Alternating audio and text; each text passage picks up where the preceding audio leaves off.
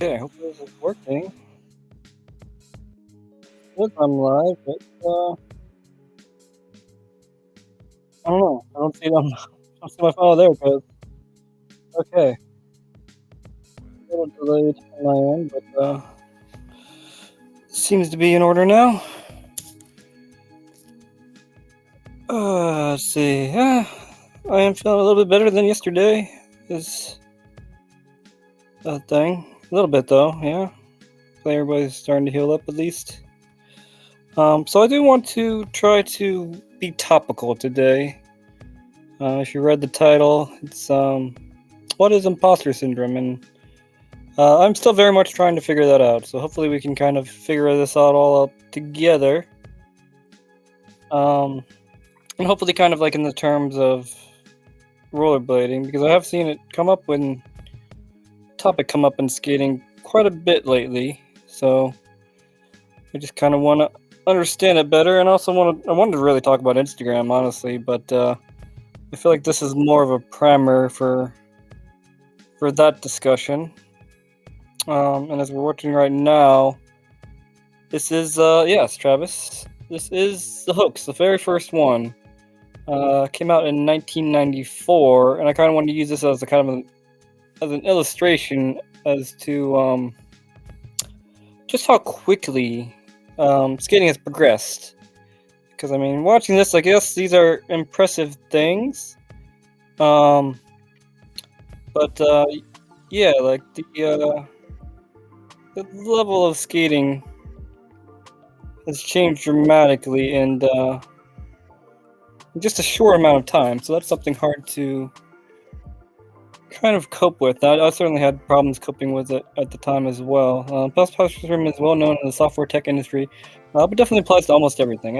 And I certainly agree. Common term in engineering, yeah, very professional driven. I've found too, especially in my research. But yeah, just want to illustrate, like, yeah, Chris Edwards is amazing and stuff, but I mean, the technology, the filming, the skating, I mean, doing that handrail was impressive. But let's see, let's jump ahead to 2005, which is about 11 years ahead, and just look at the change in caliber of skating that was going on. It's incredible. Just how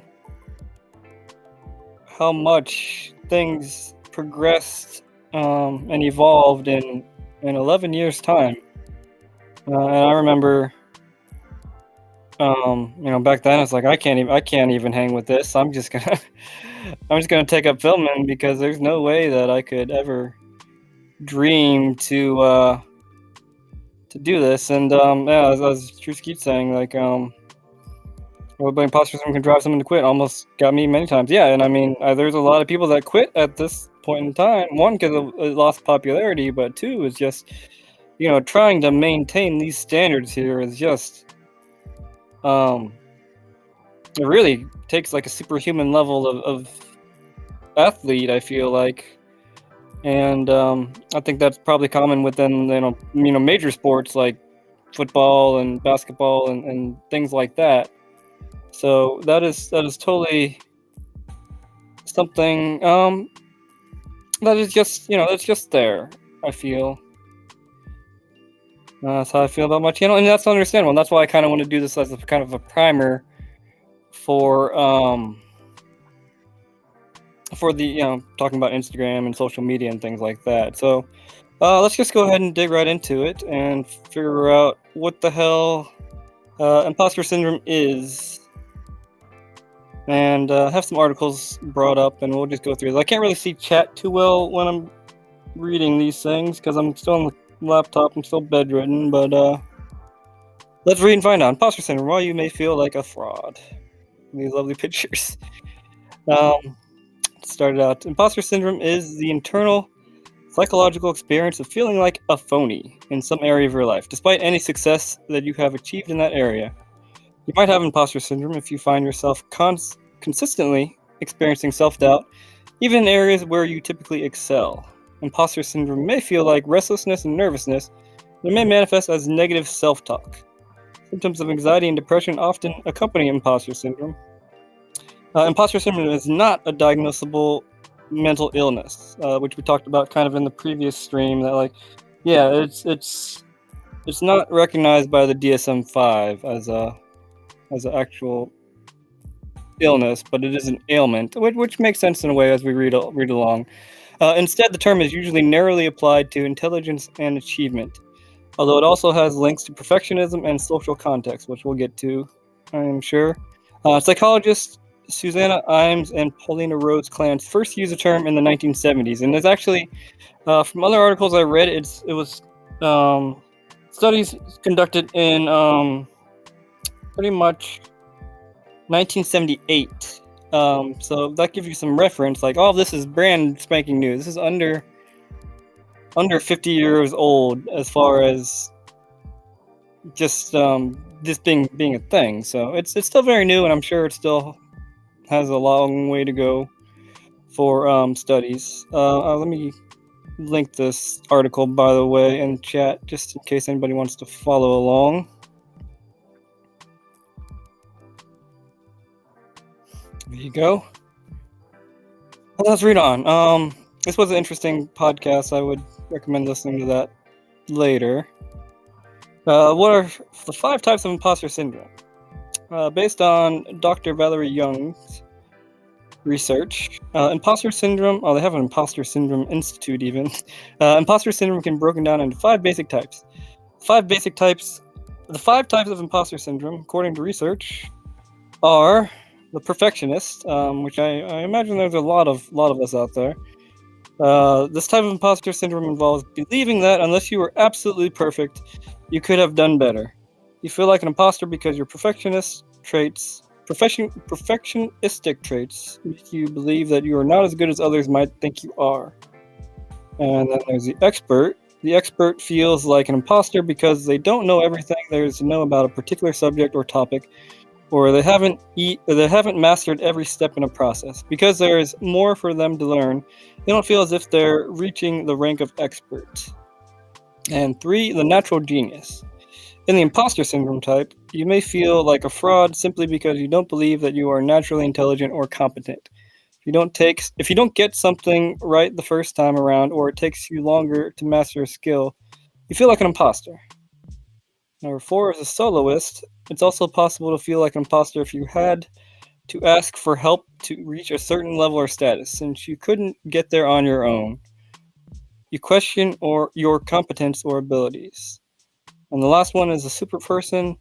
This type of imposter syndrome involves believing that you must be the hardest worker or reach the highest levels of achievement possible, and if you don't, you are a fraud.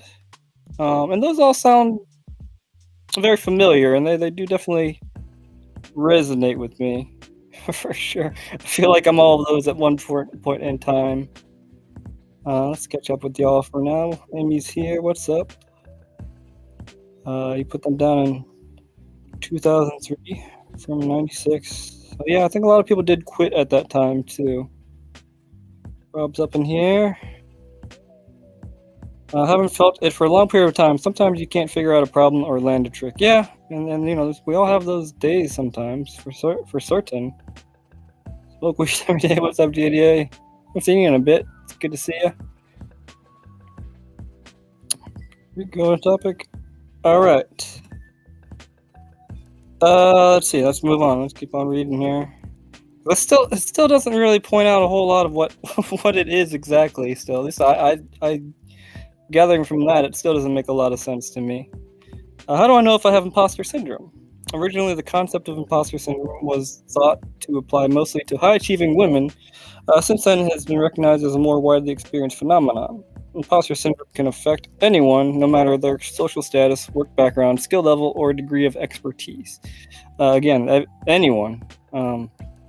Let me get to the numbers here, which I like. While imposter syndrome is not a recognized mental health disorder in the Diagnostic and Statistical Manual of Mental Disorders, aka the DSM-5, It is fairly common. It is estimated that 70% of people will experience at least one episode of this phenomenon at some point in their lives. And that makes sense, especially with social media and things like that.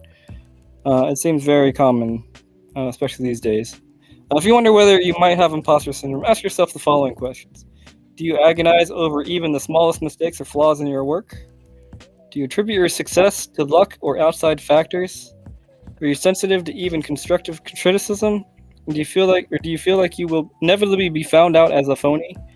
Do you downplay your own expertise even in areas where you are genuinely more skilled than others? If you find yourself feeling like you're a fraud or an imposter, it may be helpful to talk to a therapist. Negative thinking, self-doubt, and self-sabotage that often characterize imposter syndrome can affect areas of your life. What does imposter syndrome feel like? Some common characteristics of imposter syndrome include an inability to realistically assess your competence and skills, attributing your success to external factors, berating your performance, fear that you won't live up to expectations, overachieving, sabotaging your own successes. Oh man, I know that one too well. Just this happens. Self-doubt, and setting very challenging goals and feeling disappointed when you fall short, which is certainly interesting.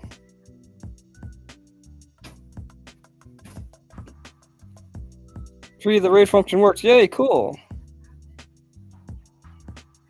All right. Interesting. Since it can't be diagnosed, the lines are as blurry as it gets, right? Yeah, and I think, like, from my understanding of it, it does feel more so like more of a symptom than a disorder. I feel like there's a lot of things that can lead up to the feeling of imposter syndrome, I'd say, but I'd say, from what I can gather, it seems like it's more of just,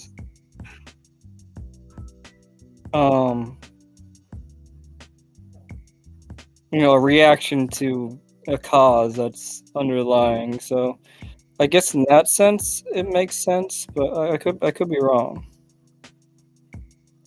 Let's see. I don't know if this fits, but at least in the world of blading, I feel like I know I will never be good. And to even talk in these makes me feel like a phony. That totally makes sense, Amy. Yeah, it does make sense. It's like the bar is so high. At least the bar that you could see, and you see the social media and things like that. You see all these things that are just I just seem unattainable, honestly, and that's a little bit of the illusion of social media, and that's kind of an outward-looking thing that I know that will get covered in the future of these articles that I have selected. I finally got my forever bong. It's a baddest bong. Hell yeah! I'm like, I'm all the above. Yeah, right. It's like, yeah, I feel all of these things. So I mean, I'm glad that we're kind of going over this together. It does make it. It does make it. I don't know. It makes it easier when we can go over these things together and sort of be like, oh yeah, I feel that shit. Some of the symptoms, causes I completely relate to, but not all. And that's I think most mental thingies is that, like, yeah, there's parts that apply to you and parts that don't, and it's weird to say that you're one thing or another, but I think a lot of it does apply, but it does take a lot of discerning to figure out, like, oh, is this really a thing? It makes sense that you get what you're saying, but I don't think you're a phony just because you're not good. I agree, and it's weird because I feel like our personal perceptions do tend to vary wildly from the majority of ways that people perceive us. I used to work 6 or 7 days a week when I was account manager at Coca-Cola. Oh yeah, there's a super working that they're talking about, and they will talk about what could straight school A blading test at one point. And that's important too. You have the knowledge, and that's also something that you can go on. Usually 10 hours a day, Monday through Friday. I worked my ass off because I didn't truly feel like I was worthy of a promotion. Kept thinking I was going to be exposed. Yes, that is almost verbatim. That will be covered shortly here, hopefully. Impact of imposter syndrome. For some people, imposter syndrome can fuel motivation to achieve, but this usually comes at the cost of experiencing constant anxiety. You might over-prepare or work much harder than necessary, for instance, to make sure nobody finds out you are a fraud. Eventually, anxiety worsens and may lead to depression. And that's almost similar to what you were explaining, Sean. This sets up a vicious cycle in which you think the only reason you survived that class presentation was that you stayed up all night rehearsing, or you think the only reason you got through that party or family gathering was that you memorized the details about all the guests so you would always have ideas for small talk. The problem with imposter syndrome is that the experience of doing well at something does nothing to change your beliefs. Again, I want to read that again. The problem with imposter syndrome is that the experience of doing well at something does nothing to change your beliefs. And man, that one hits. That one does hit. The thought still nags in your head. What gives me the right to be here?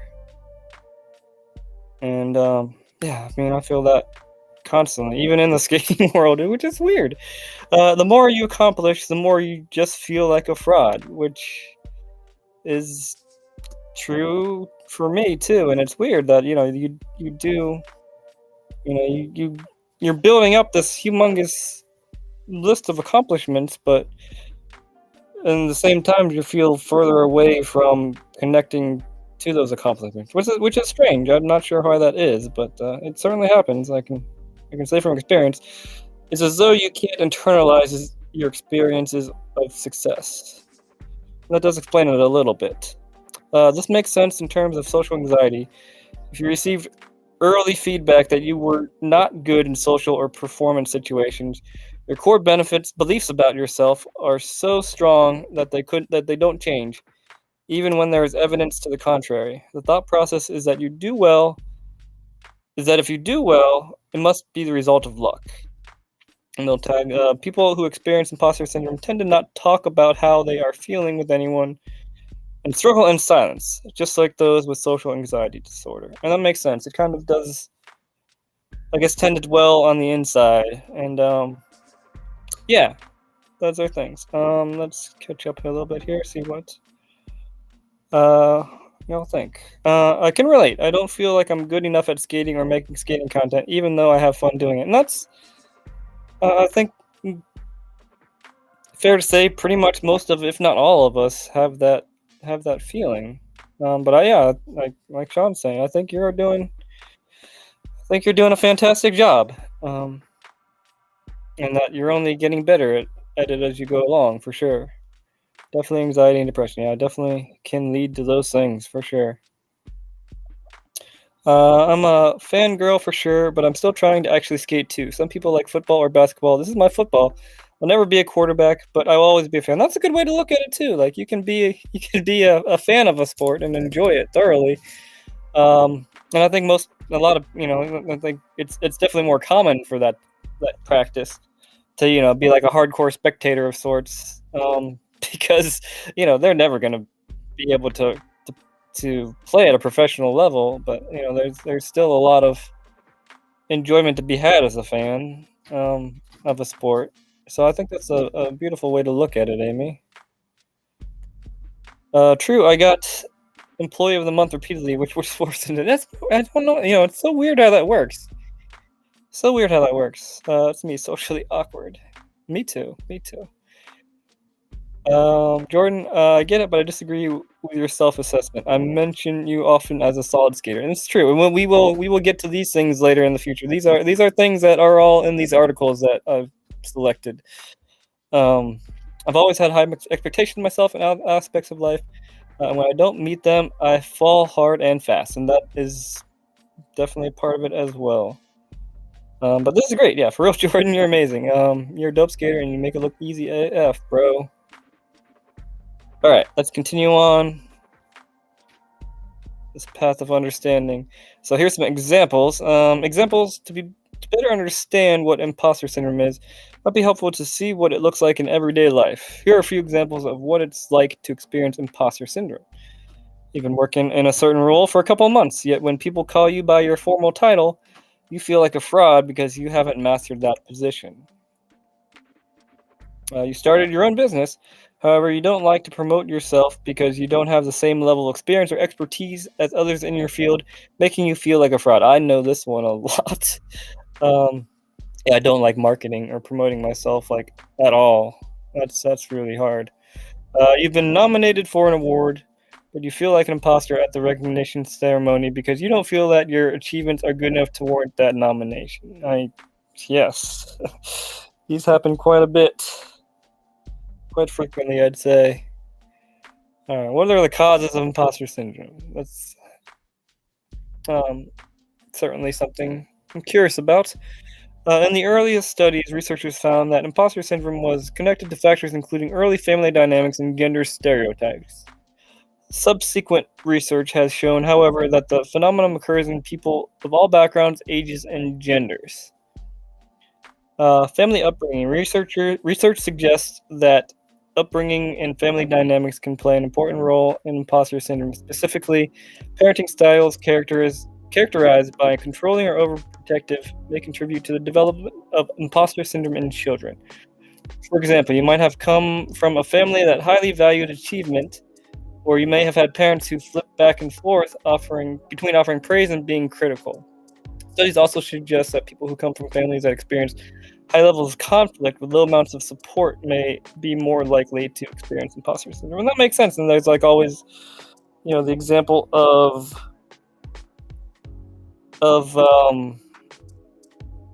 like parents in sports, like pushing their kids to excel at a sport or at school or grades or something like that, when the kids themselves don't really feel compelled to achieve, but they have that, the parents being like, oh, you have to do this, you have to do that. I feel like that is in a way what it's kind of saying.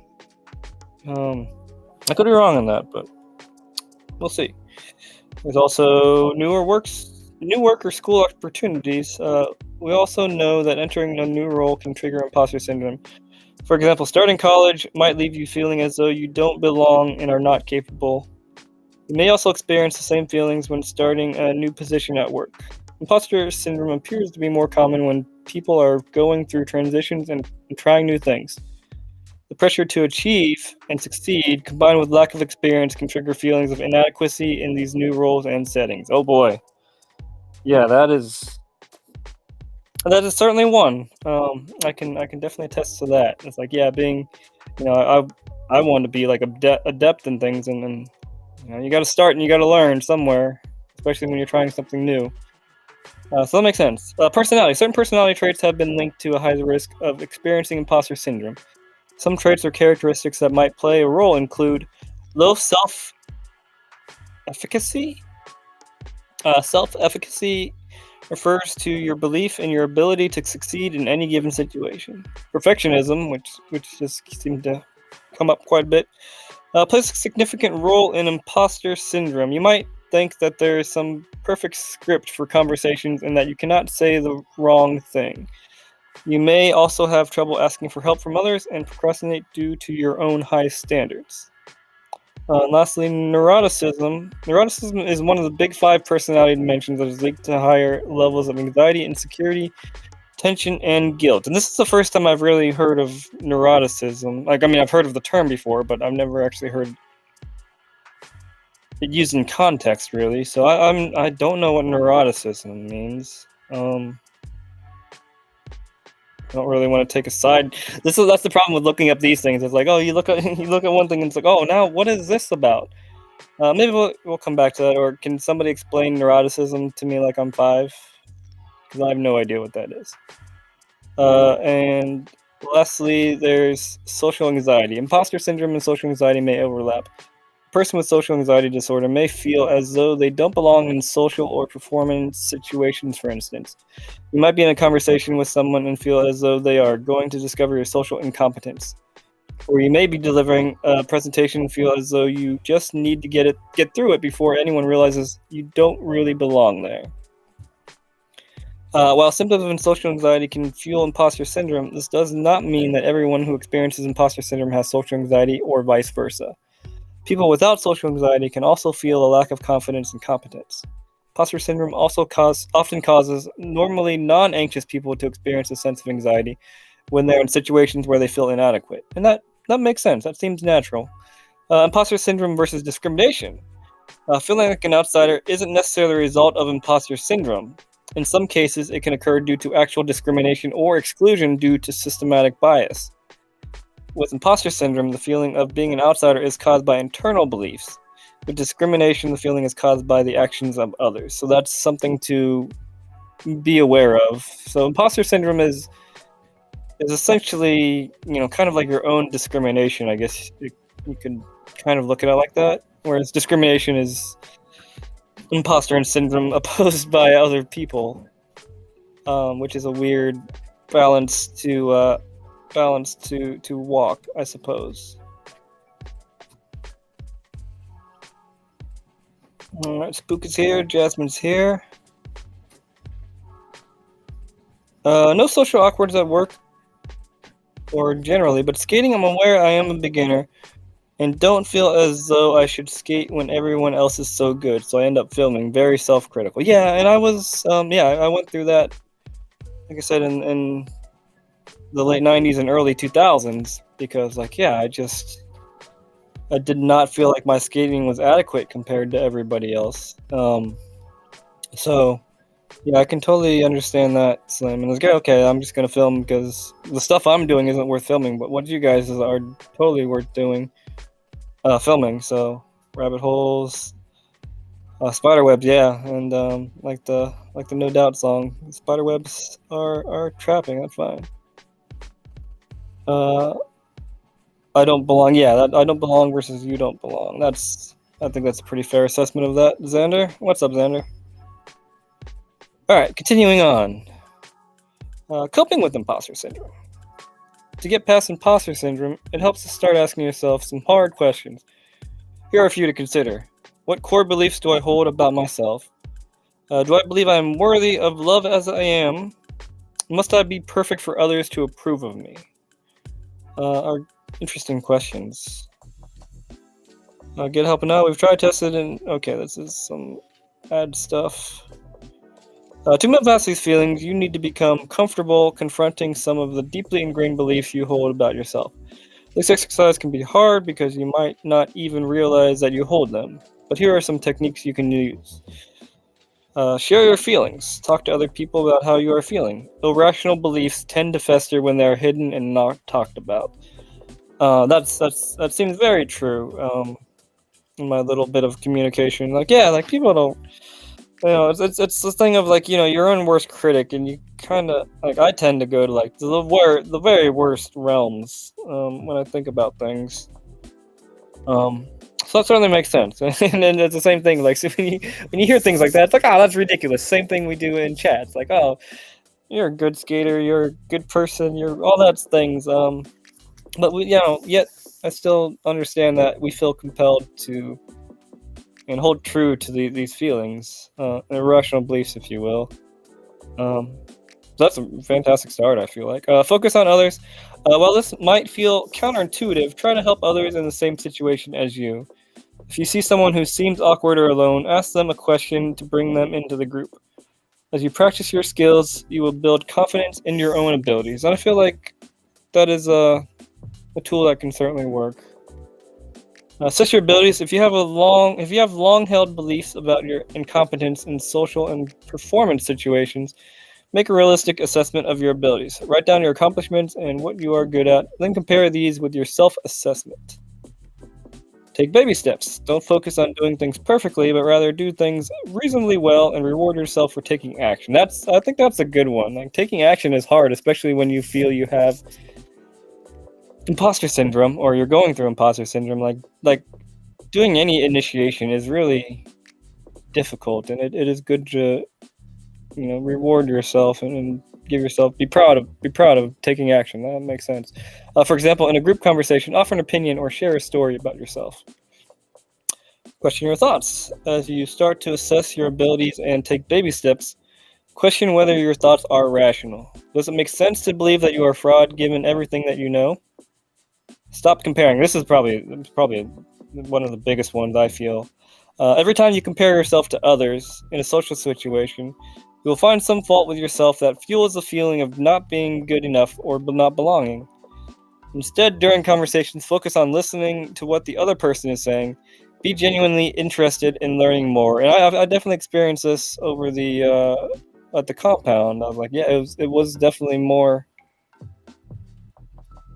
insightful for me to be interested in other people, rather being stuck in my own kind of world of inadequacies. It was just nice to hear what other people had to say for once. So and I remember being a better listener. So I think that's good. I think this whole section, the stop comparing, is very good advice.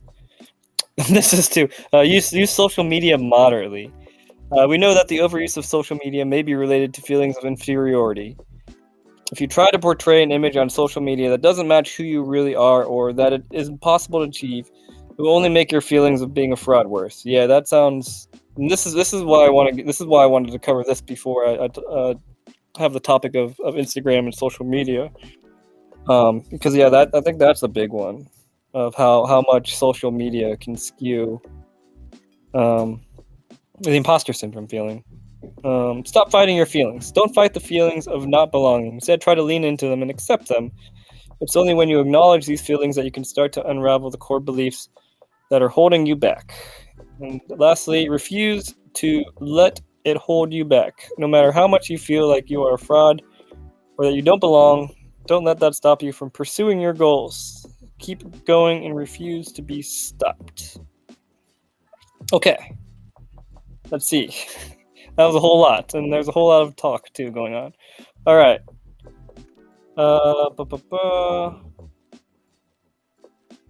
Imposter syndrome is a huge hurdle skating because mental blocks hold you back. I have to hype myself up for basic tricks I've done 1,000 times. And interestingly enough, I brought this up, or no, I didn't bring this up. I watched this before. I watched Butch's new video before this stream, and it was extremely relevant. It was very good too. I mean, what am I trying to say? But this one I would recommend watching. My biggest fear is not what you think, and he talked about regression in skating, and being older and not being able to do the things that you used to be able to do. That sounds very familiar to that. I will post it in chat. Recommend giving that a watch. But yeah, that's totally part of the imposter syndrome, especially for me too. It's like I used to be able to do a lot more, and I used to be able to do things that I can't do anymore, and yeah, like the body is deteriorating too because a lot of us are older. So I think that's also a big part of it. And yeah, I think Butch covers that very eloquently in his video, Jordan. It's pretty much excessive negative worrying and negative thinking to an extreme. Normally, it happens for folks who have experienced trauma and become paranoid. Okay, that makes a lot of sense. And yeah, I got that. Trauma's a bitch. Let's see. Although I experienced imposter syndrome a lot with my skating in the past, it wasn't why I quit in the mid 2000s. It was definitely the main reason why it took me so long to get back to it, though. Okay, that makes sense. Emotional intelligence is key. Basically, a lot of internal reflection, yes. And then there's a lot of recommendations for therapy, or at least group therapy, or things of that nature. That can also help too. Like it doesn't have to be all. It doesn't have to be all on you. And a lot of times, I feel like things in the situation, it does benefit to get some help, one way or another. But the right help is important. I feel like there's more to it, but pretty much it's taken extreme. Everyone's out to get me. Everyone's out to steal from me. Yeah, okay, I could see that. Jordan, Pat does the same thing. It's hard to grasp as a person on the other side that thinks you are very talented. It is. It's so weird. Then it says, accepting positive encouragement is hard for me because I don't feel like I deserve it. Common for Imposter syndrome. Yeah, and it's so weird. Like I mean, I think most of us here go through that. It's like, we have this glaring positive community right in our face that appreciate the things that we do, but it's weird that it's so hard to just be like, you know what, thank you. Yeah, I'm proud of that, or something like that. It's like, oh, I'm not really. It's like, no, I'm not like that. So I don't know what it is about that, but it does seem very common within this community. Huge imposter syndrome for me getting back into blading. I can understand that too. It's a lot at once, and then you don't feel like you're as good as whatever the bar is, and yeah, it has to be tough. I mean, it was tough for me. Those negative thoughts are then projected onto people that have no idea nor been in your life experience or new to you. This is where a factor of self-sabotage comes. That makes sense. I hate social media. You're all dope though. Social media is maybe not the devil, but I think it's inherently probably not good for us. Tomorrow is another day. Has helped me a lot. That's fair. These things shall pass is something I hear frequently. You are dope, Adam. A symptom of self-sabotage also spins from imposter syndrome to the point where it paralyzes said person experience that to not even be able to pursue a job, a relationship, a home, a pet. Oh God, I feel that too much. I feel that. Oh man, yeah, that one really hits, Jazz. I don't even feel worthy of a pet currently. Comparison is a thief of joy. Yes, that is a true and profound statement at the same time, I feel. For instance, I notice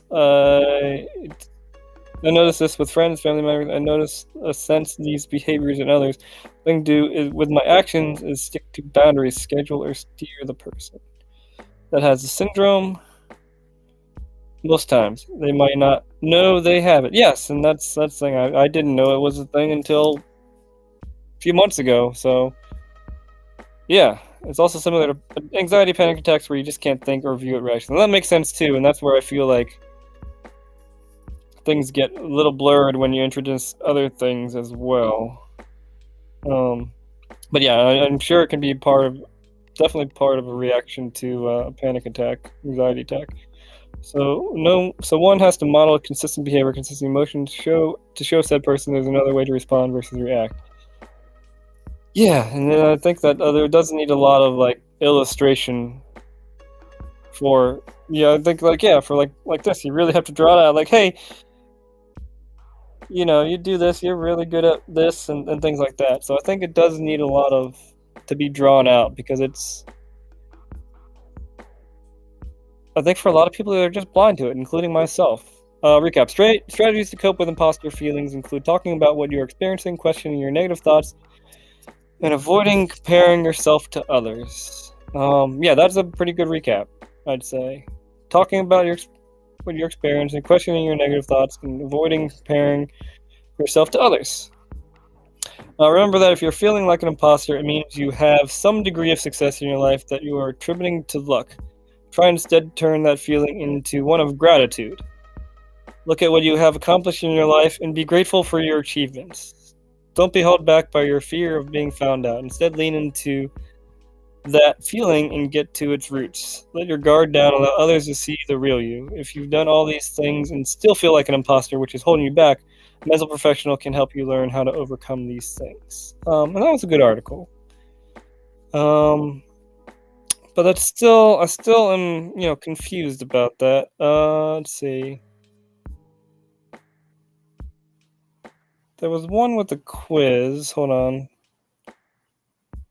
Okay, I want to get into this one actually now. The 5 types of imposter syndrome. So it gets a little bit more into each individual type on this article, I believe. I'll paste this in the chat.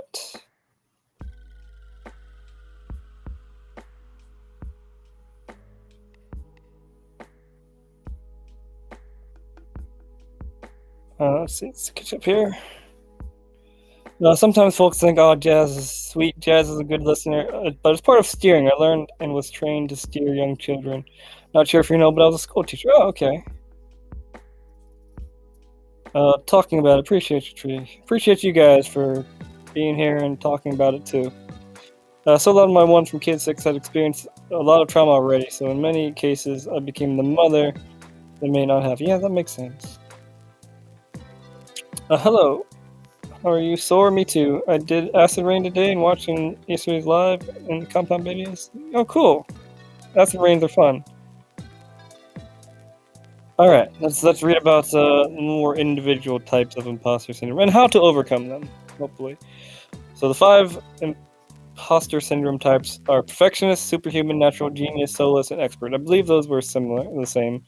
While the types appear differently, all make you feel fraudulent about achievement. Imposter syndrome causes thoughts such as, I feel like a fake, and I must not fail. While imposter syndrome can be like a sand trap for our ego, it is conquerable. And I think sand trap is like a good comparison. Is like, the more you fight it, the more it just sucks you in more. And, yeah, the more you just kind of embrace it, the easier it is to get out of, maybe. Like a lot of things, but let's read on. What is imposter syndrome? Imposter syndrome is a feeling of inadequacy, self-doubt, or insecurity that can prevent us from achieving our goals. A good example is young adults experience failure to launch syndrome as they avoid becoming self-sufficient adults because they don't want to fail. Oh yeah, that's a good example.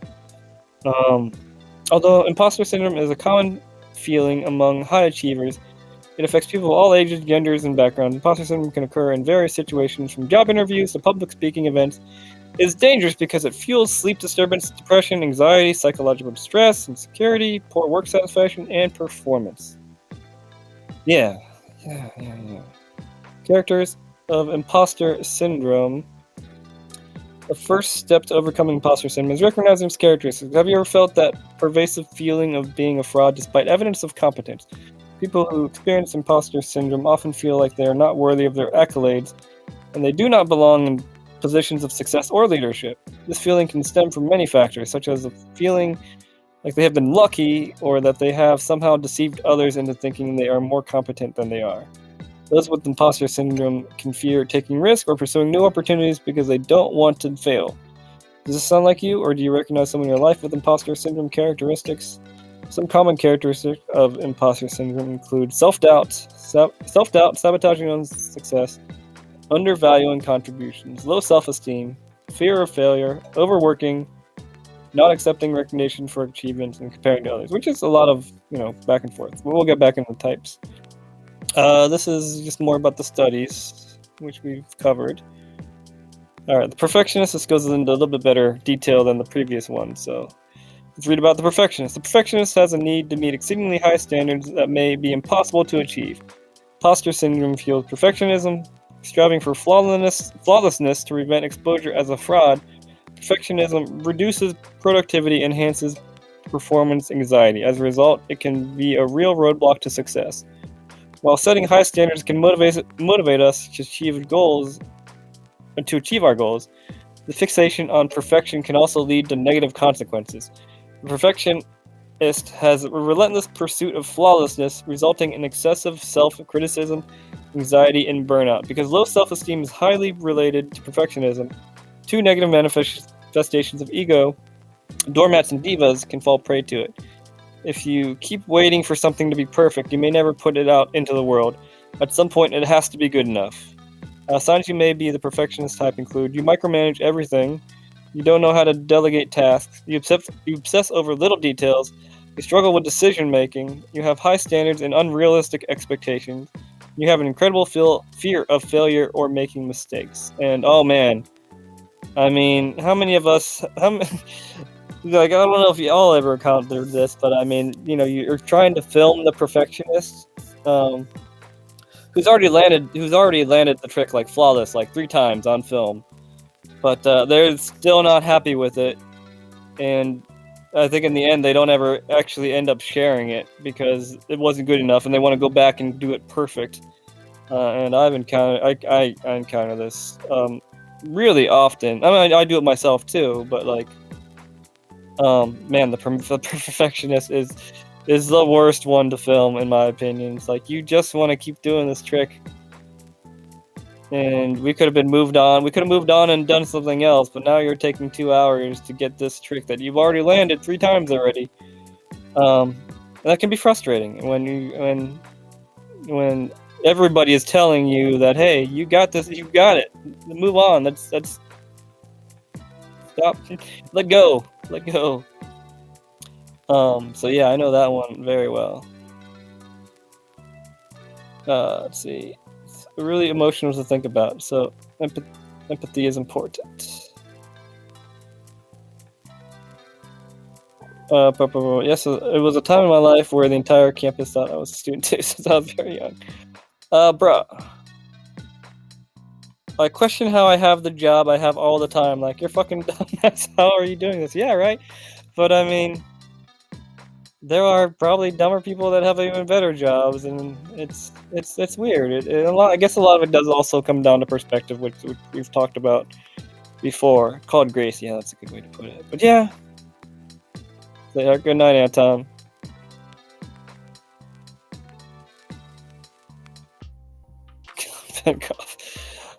That's Gabe 100. Oh yeah, that is Gabe. Gabe is a perfectionist with the tricks.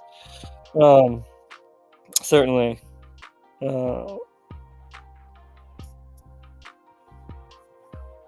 see, and perfection is rooted in another trauma response. Okay.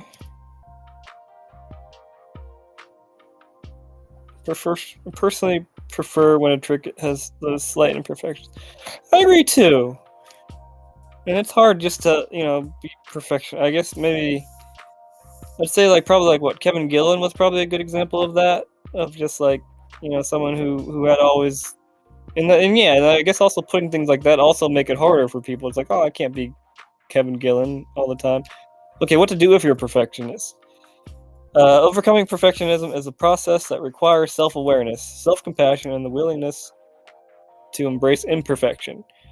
By setting realistic goals and expectations, practicing self-care, and prioritizing progress over this is a really good. I like that.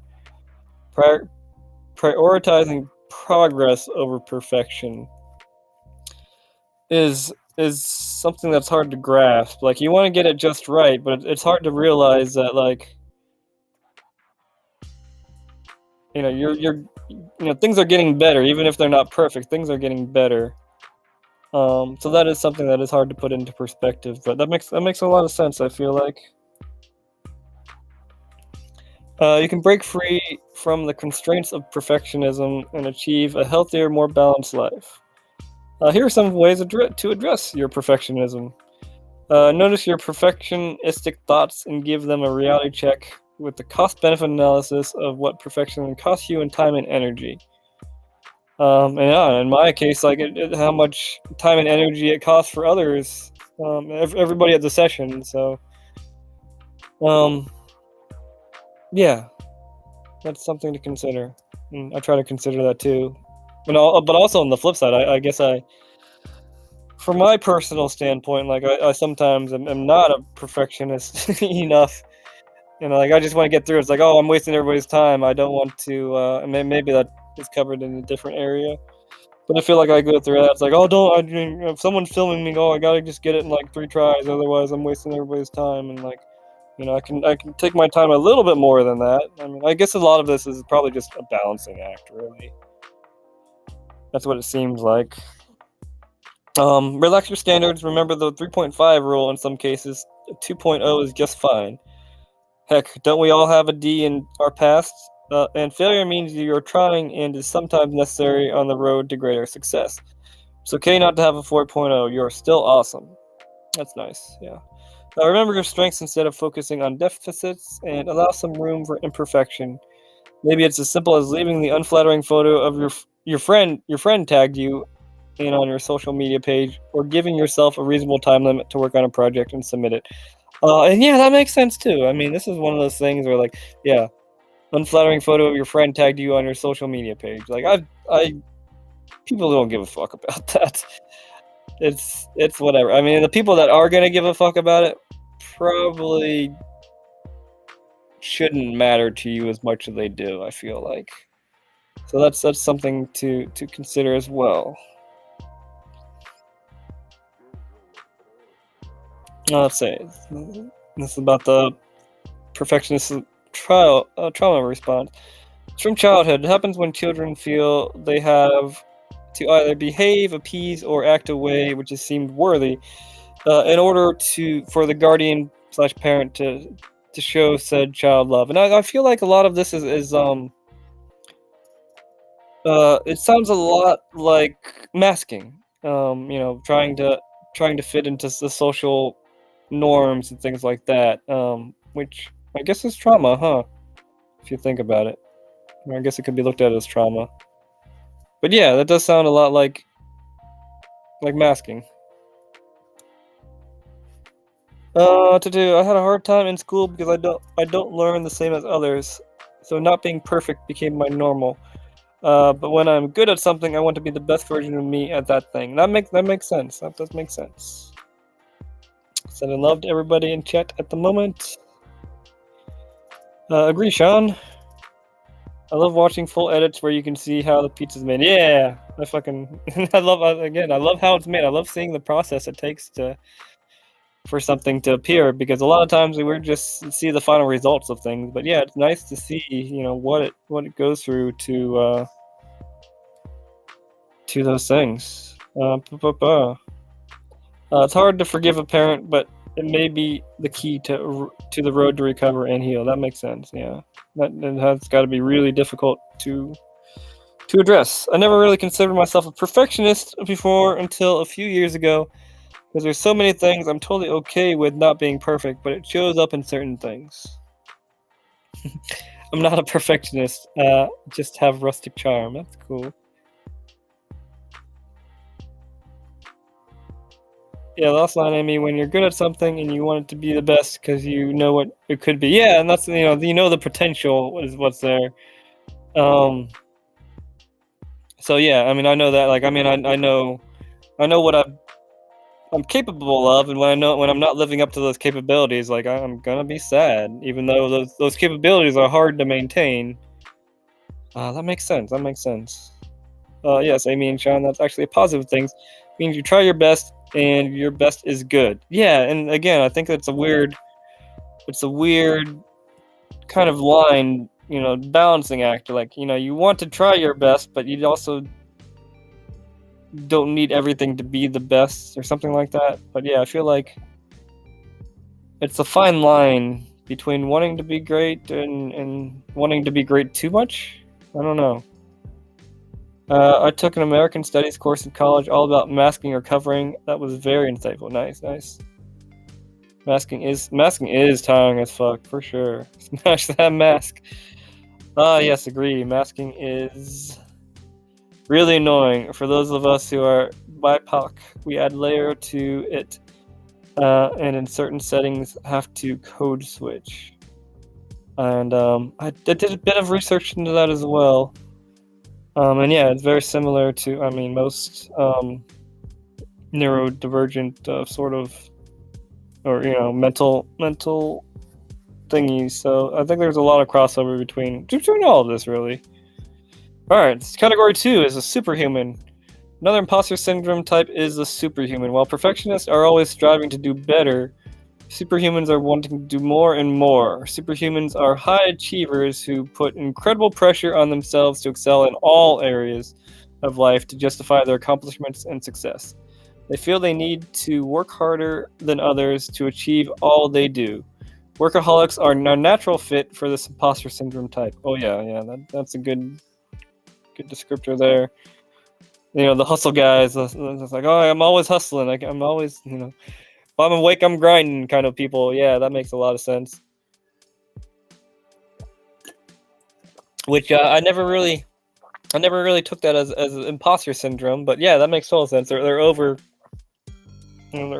it, like grinding all the time. Yeah, it's 7 a.m. I was. You guys are just waking up. I lived my day or whatever stuff. Because they can never do enough. There are certain signs that someone is too self-critical. indicating they might be superhuman. Signs you may be superhuman type include: you don't handle constructive criticism well. You feel stressed when you're not working. Oh God, that one hits real hard. Like when I'm not being productive, God damn it. It's like I'm just wasting my life. But that's not true. You feel guilty when taking breaks or enjoying leisure activities, right? Jeez. Yeah, that one hits too. You put a lot of pressure on yourself to perform your best. I think that's what you guys were talking about, and I can definitely understand that too. What to do if you're the superhuman? Overcoming the superhuman imposter syndrome type can be challenging, but it's possible. The first step is to recognize that doing well at everything is not a realistic goal. That makes sense. It deserves a reread. The first step is to recognize that doing well at everything is not a realistic goal. Yeah, that's just impossible. Everyone experiences mistakes and failures. Also, reframe how you think about your achievements. Instead of attributing success to external factors, acknowledge personal strengths and hard work. By doing so, you can boost your confidence and improve your self-esteem. Set realistic expectations for yourself and allow time for self-care and relaxation to help overcome the superhuman imposter syndrome type. Recognize that productivity and self-worth are not inherently linked. That's a good one that I hear repeatedly throughout all this research that I do. Recognize that productivity and self-worth are not inherently linked. You are not, I know it's the American way to what you produce and what your performance all the time, consistently all the time is not not necessarily your value. So that's a good one that I like. Taking breaks can lead to better performance and overall well-being, which is also something worth going over again. Taking breaks can lead to better performance and overall well-being. You don't have to be go all the time. It's okay to rest. The body needs rest, I feel. So yeah, that's a good one.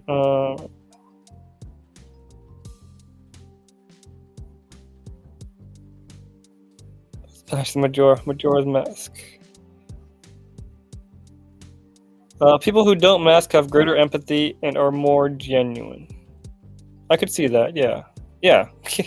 They know their self better, and then in turn they can know other people better. That makes sense. I might have to call in a minute, guys, so if I fall off my writing, I'm on the other phone line. Okay. Superhuman probably relates to me the most. Okay. Maybe if I didn't work so hard, I could catch more of the live streams. Well, that's good. I mean, you should be working hard, but yeah. Pretty sure I read this article before. Oh, fun. Interesting. Smoke breaks help my brain, but not the rest of my body. I understand that too much, Adam. It's like, I need a smoke break. I mean, that's why I probably should get that fume thing. I probably might look into that in the future. But yeah. You need a retreat, but the retreat is something that kind of brings down the body, or not? The body. It is literally killing you. I skated for 10 days straight after my mom passed. My knees were so tired Sunday. Oops! Surprised I was able to pop out the icon at it. And that's, again, that's quite the achievement, Jordan. And you should be proud of that. I'm proud of you. Amy feels you. Alright, let's continue on. See what the next type is. The natural genius. Another type of imposter syndrome is a natural genius, characterized by somebody's belief that their success is solely based on their natural talent or intelligence. A hallmark of natural genius is that success has always come easily to them without really trying. As a result, they set impossibly high standards for themselves, so when they get into a highly competitive environment, it can be incredibly overwhelming as they are forced to challenge themselves. Oh man, this one might hit the most for me, because a lot of things do come extremely easy for me when I do like to be challenged. But then when I get put into a challenging environment, really stressful. So yeah, that makes sense. So signs you may have be the natural genius type include: a success has come easily to you in the past. Your self-confidence suffers considerably when faced with the Oh God, Jesus Christ! Highlight this one. Your self-confidence suffers considerably when faced with the setback. God damn, that's me. It's like one little setback, it's just gone. Everything's gone. You believe success comes from an inherent ability, not hard work and practice. Yeah, yeah, that makes sense. You have very high standards for yourself. You are critical of perceived obstacles that might impede your success. What to do if you're the natural genius? As a natural genius, it's hard to acknowledge that success is not solely based on innate talent and intelligence. Instead, it combines hard work, practice, and opportunity. Natural genius imposter syndrome type can be particularly damaging as it creates an unrealistic expectation of perfection, makes you feel like you are a fraud when you fail. You can overcome the imposter syndrome through self-reflection and reframing negative self-talk. Self-reflection can help you identify your strengths and weaknesses and develop a more realistic view of your abilities. Instead of considering yourself as a genius, consider yourself a work in... Ooh, that's good. Instead of considering yourself a genius, consider yourself as a work in progress. Those are, I feel like, well-written words. And Andrew's here for you. Andrew's a great guy. Alright, heading to a concert so I can stand in the back and not talk to anyone. Alright, enjoy the concert, w𝓱ₐ𝚗. Mr. Jordan. Hey fam. I'm just screen printing, listening to this awesome convo. Cool. That's my spot too, yeah. I can understand that too from your perspective, Sean. Alright. What are we on now? Number 4, the soloist. The soloist imposter syndrome type is characterized by feelings of independence and the need to achieve success entirely on their own. Oh God. Like, these all sound like home, which is scary. This imposter syndrome type affects people who believe they must do everything themselves and that asking for help or support is a sign of weakness. As a result, soloist types often feel isolated and overwhelmed, leading to feelings of inadequacy and self-doubt. People identifying as rugged individualists are particularly susceptible to experiencing this imposter syndrome type. They prioritize their autonomy and independence over conforming to social norms. People who identify as rugged individualists generally have a strong sense of self-reliance and may feel uneasy when they need to rely on others for support. Oh God, yeah, I don't like asking for help. Signs you may be the soloist type include feeling like you need to accomplish everything on your own, feeling incompetent if you need help, struggling to network, and difficulty accepting constructive criticism. What to do if you're the soloist? Recovering from the soloist imposter syndrome type involves identifying the root cause of why you need to be so independent and achieve success entirely on your own. Upon doing so, you can begin to build a support network, learn to delegate, practice self-compassion, and begin celebrating success.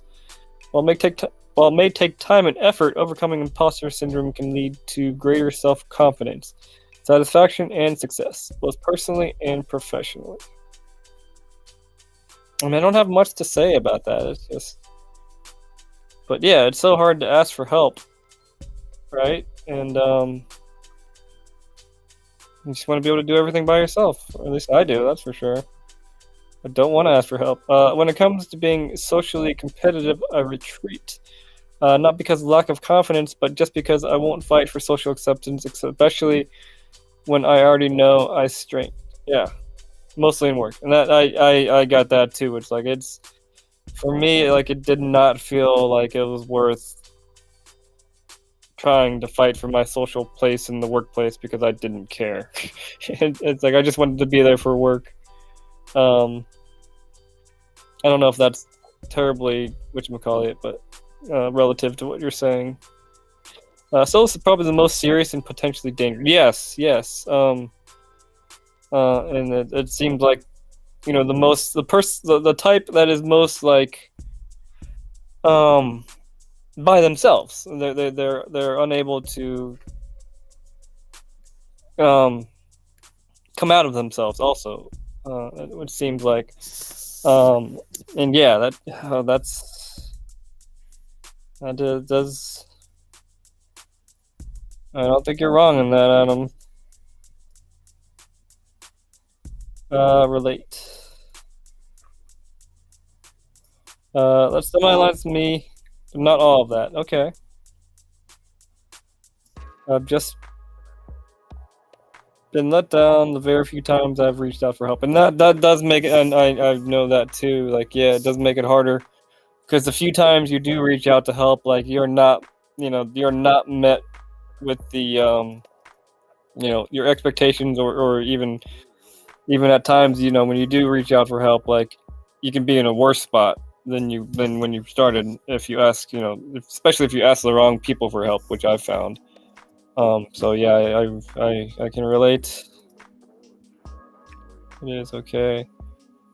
We're all weird and strange in our ways. I say embrace the F out of it if you're able to. If we're able to it too, that's true. But I feel like a lot of people are or don't they aren't able to, or at least they don't feel like they are.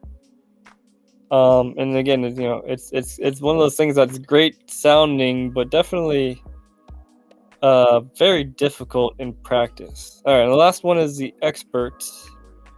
The expert imposter syndrome type is common among people who have acquired specialized knowledge and skills in their field. That includes people with advanced degrees such as doctors, lawyers, and scientists. Why? Because they have invested so much time and effort into their education and training. They feel like they should know everything about their chosen field. However, they still doubt their abilities and worry that they are not equipped to handle all of the challenges of the job. Signs you may be the expert type include feeling like you need to master every step in the process, feeling like you need to constantly pursue training and certifications, feeling like a fraud despite having expertise, struggling with procrastination because you feel overwhelmed. What to do if you're the expert? An excellent way to overcome expert type imposter syndrome is to actively seek out opportunities for growth and learning. Doing so can expand your knowledge base and boost your confidence. Whether taking courses, attending workshops, or joining professional networks, seeking out challenges can help you develop more skill sets and combat feelings of inadequacy. Creating a support system is also crucial in overcoming expert type imposter syndrome. Being vulnerable and sharing struggles and setbacks with trusted friends or family members can help you put things in perspective and feel understood. It's also important to recognize your success and achievements. Whether big or small, journaling and keeping track of accomplishments can help you acknowledge and appreciate your progress, boosting self-confidence and self-esteem. And it says how to overcome punk. We'll get that in a second, but I feel like that's the one that I have the least amount of connection to. The first episode of my compound footage is almost done. I edited together just the tricks separately, and it's over 16 minutes. Oh, geez. That's wild. I think it's being picked on as a kid and not very smart, not a very smart stupid. Like, I want to prove something to myself because I've never been able to impress others. And yeah, I get that too.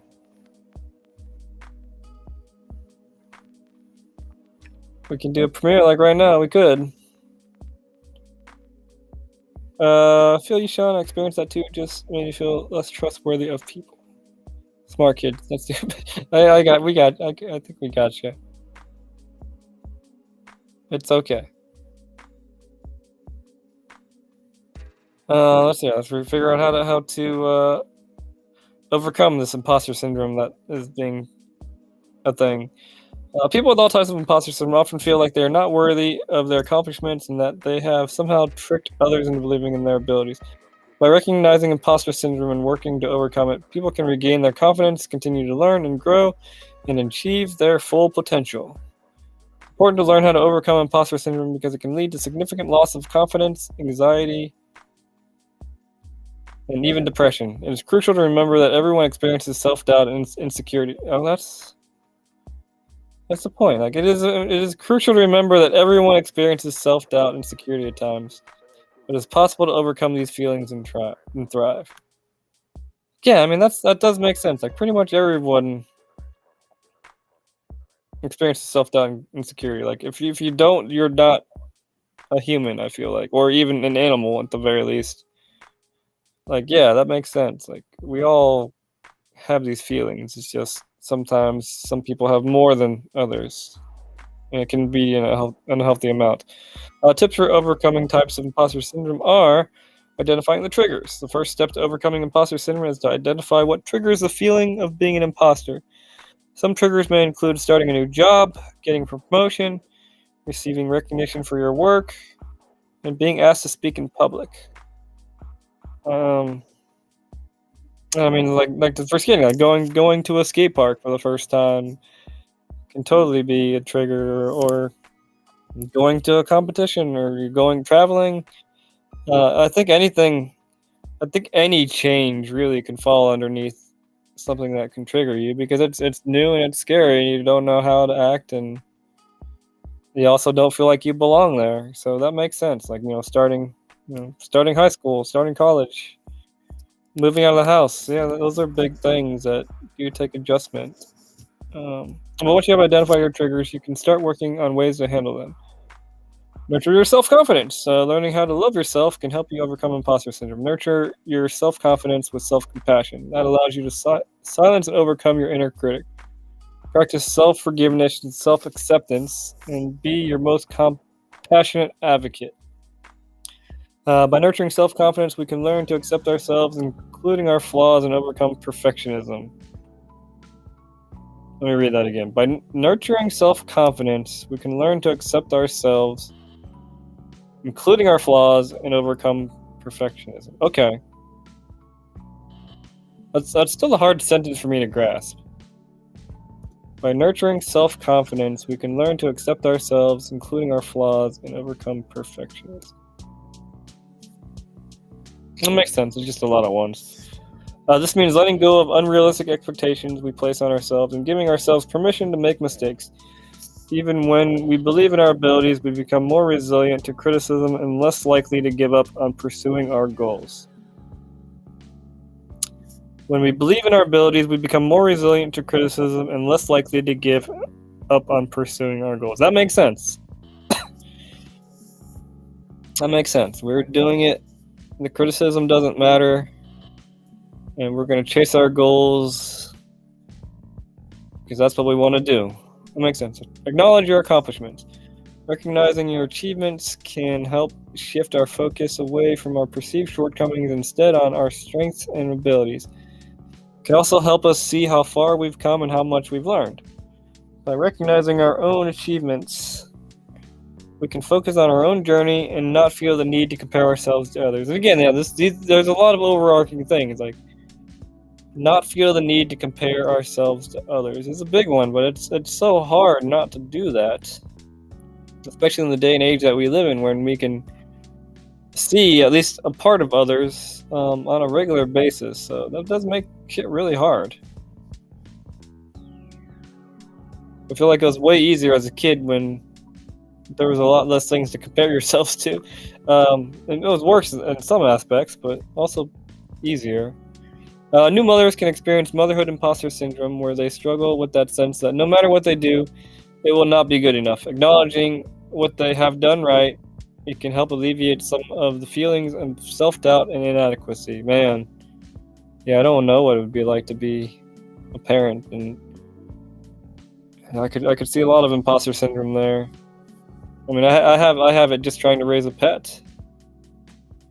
Change your self-talk. Negative self-talk can amplify feelings of inadequacy. Replace negative self-talk with positive affirmations such as "I am capable of," or "I am deserving of success." Use language that reinforces your strengths and abilities, and remind yourself that mistakes and failures are a natural part of the learning process. That's true. Mistakes and failures are a natural part of the learning process. Like, things don't need to be perfect all the time. You can fall, you can learn, you can fail. Embrace the discomfort. It's natural to feel uncomfortable when you are stepping out of your comfort zone.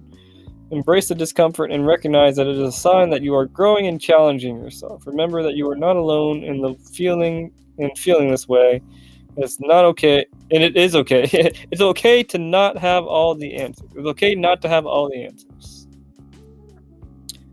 Work on self-awareness. Self-awareness is a powerful tool that can help you overcome imposter syndrome. It enables you to recognize your negative thoughts and beliefs, identify your triggers, set realistic goals, seek feedback, and promote self-acceptance. By practicing self-awareness, you can develop a more accurate self-image and overcome imposter syndrome. Reach out. It's helpful to seek support from family, friends, or colleagues. It can be helpful to talk about your self-doubt with others who know you and get their perspective. Having a support system to remind you of your strengths and accomplishments can be very effective in overcoming imposter syndrome. That makes sense, yeah. And again, reaching out, and that's hard for the soloist type. Take a social media break. This one seems really important. This is something I do want to do soon here. One of the primary causes of One of the primary causes of imposter syndrome is social media. It's black and white. One of the primary causes of imposter syndrome is social media. I'm gonna say it one more time. One of the primary causes of imposter syndrome is social media.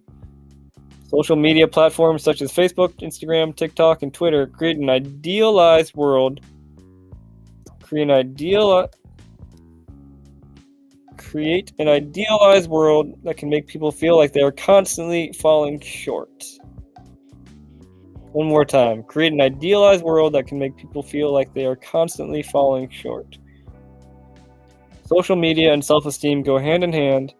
Social media often showcases only the best moments, leaving out the difficult and challenging aspects of life. And this goes into kind of what I wanted to talk about Instagram and social media. But again, like I'm glad that this is kind of like a primer for that, because I feel like, yeah, the impact that social media has on all of our lives is ginormous. Social media often showcases only the best moments, leaving out the difficult and challenging aspects of life. So it makes it harder to kind of embrace those things when, it's just all you see is the good stuff. So you don't see the bad, the things that it takes to get to the good stuff. So, as a result, we compare ourselves to others and feel like we are not good enough. And, we're comparing ourselves to the others at their very best, which is pretty impractical to try to compare yourself to, I would say. Taking a break from social media can be a powerful tool to overcome these negative feelings. Again, taking a break from social media can be a powerful tool to overcome these negative feelings. Some people don't know how to take a break, the social media break, but it starts by deliberately moderating your online activity. When you take a social media break, you create space for yourself to focus on your own achievements rather than what others are doing. Consider seeking therapy. Consider seeking the help of a professional therapist or coach who can guide you through overcoming imposter syndrome. Consider online therapy options or utilizing an online therapist directory. Talking about your feelings of inadequacy can be helpful, and the benefits of therapy are many. Therapy can help you understand that other people may be going through the same thing, and it can provide a fresh perspective and helpful advice. Keep in mind that therapy can be helpful to a person struggling with imposter syndrome who may be dealing with with larger mental issues. Okay, this talks about that. With larger, so yeah, there could be more. There could be more underlying things rather than imposter syndrome. So it might be a good idea to try to dig to more of a root cause. For example, they may have an underlying personality disorder, such as perfectionism or OCD, which can contribute to anxiety and self-doubt. Therapy can help with these. All right, let's catch up with what's going on. I also am curious about how to take a social media break. I want to look at that next, actually.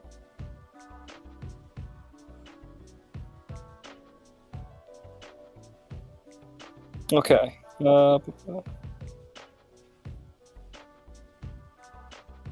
See what oh man.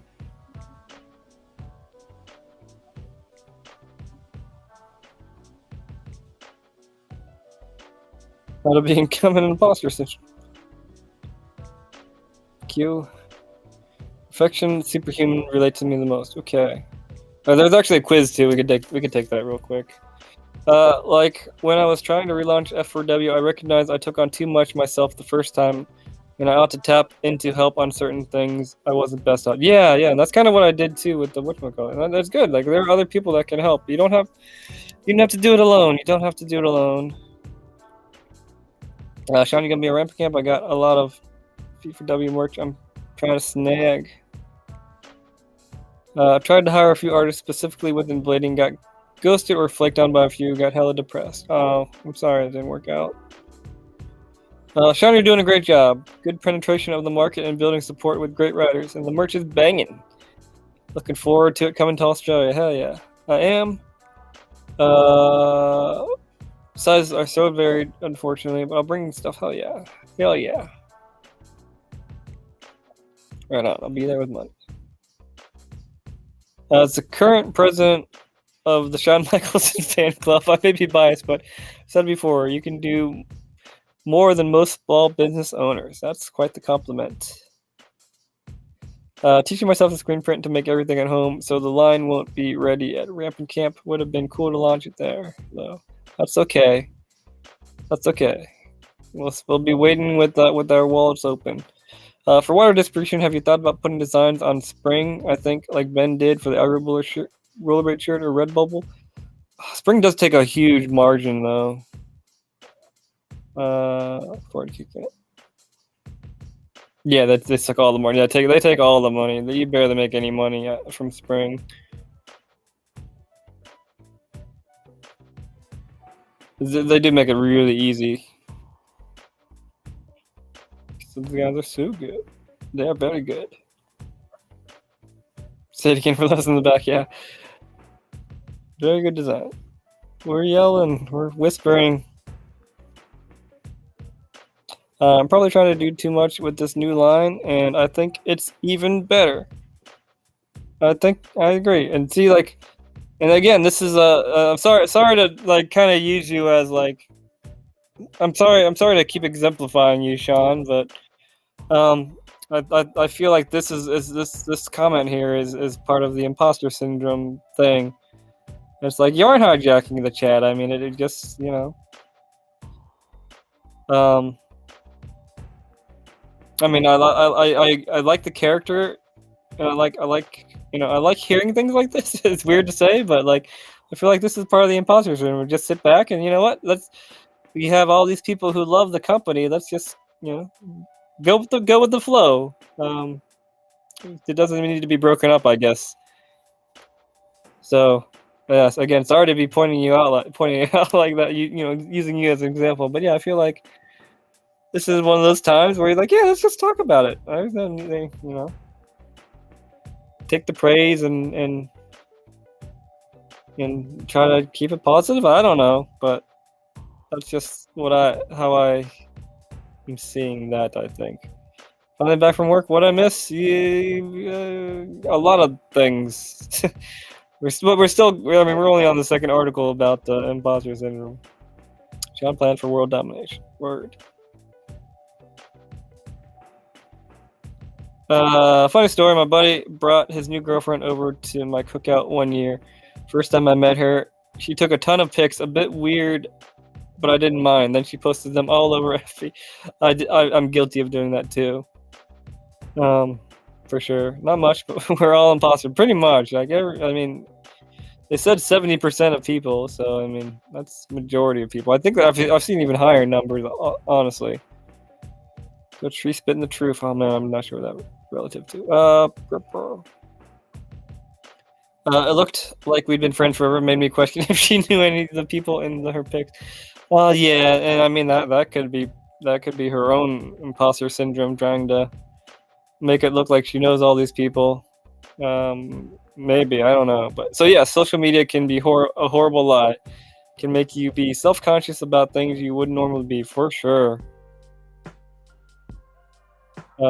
Just catching up on chat. Sean, that sucks, bro. Hope you're getting the help you need now. Hope so too. Sean, you can. Landlord can. He's doing it right now. This is true. Come teach him. That is funny and weird. I agree.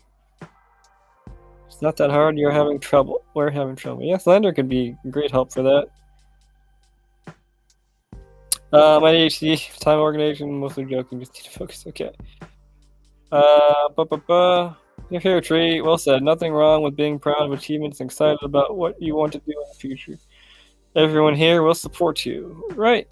And I think we'll do the same for everybody else as well. So it's a good place to be at. I like it. On a real note, learning something new helps build confidence in other areas of life. Most people want to help you progress since you share an interest. Yes, I think that's a good point, Q. I mean, it's almost like, I mean, people like beginners, especially when it's more of a niche thing. But people like sharing their knowledge, and like, from our perspective, it's interesting to. It's really fun to, like, teach people how to skate again. In that instance, where, like, because we kind of get to experience it all over again. It's like probably one of the best. It is one of the best things. Learning something new is. There's a lot of magic in that. I'm not Rob. I'm too broke to hire people now. So back to carrying the load. That's a thing. But I mean, you don't necessarily need to give people money right away. I think a lot of people will be in it for. I think a lot of people are just as invested in F4W as you are, Sean. And they would be willing to, help where they can. Certainly. So I'd say you don't need to. It would. I know it would certainly be nice to be able to hire people, but at the same time, I think you can also get help with people on the understanding that it's a startup essentially, and there's a lot of people that are more than willing to help out a startup, just to help it take off, and then from there, things can evolve. But I feel like you don't have to carry it all by yourself. Unpopular opinion: Facebook is garbage, Twitter is garbage. I use for role-playing, and that makes it dope. I mean, I don't think that's an unpopular opinion, if you ask me. Oh yeah, Facebook is hot garbage right now. I love teaching stuff. Everyone that knows me says I'm good at explaining things in an understandable way. That's awesome. Yeah. So for the money, whoops, never mind. I don't like money. I'll do it for free though. Exactly, and there's a lot of people that, like me and myself, like I'd rather do shit just to do the shit rather than complicate things with money. That's cool that people like Lander exist. All right, let's finish this article, and then I want to figure out how to take a social media break. Consider thinking. Oh wait, mental health impacts the types of imposter syndrome. With imposter syndrome, people rarely share their insecurities because they fear being exposed as a fraud. The condition can negatively impact a person's receptivity to feedback because they fear exposure and become defensive. Embarking on new professional challenges can be difficult because people want to reduce anxiety, not perpetuate it. It's no surprise that imposter syndrome can have a significant impact on a person's mental health. Each of the 5 types of imposter syndrome has unique symptoms that can lead to anxiety, depression, and physical symptoms such as headaches and fatigue. Recognizing imposter syndrome and seeking help from a mental health professional can help people best manage their symptoms and improve their overall well-being. We need to remind ourselves that nobody is perfect and everyone makes mistakes, and it's okay to ask for help and support, whether in our personal or professional lives. When to seek professional support.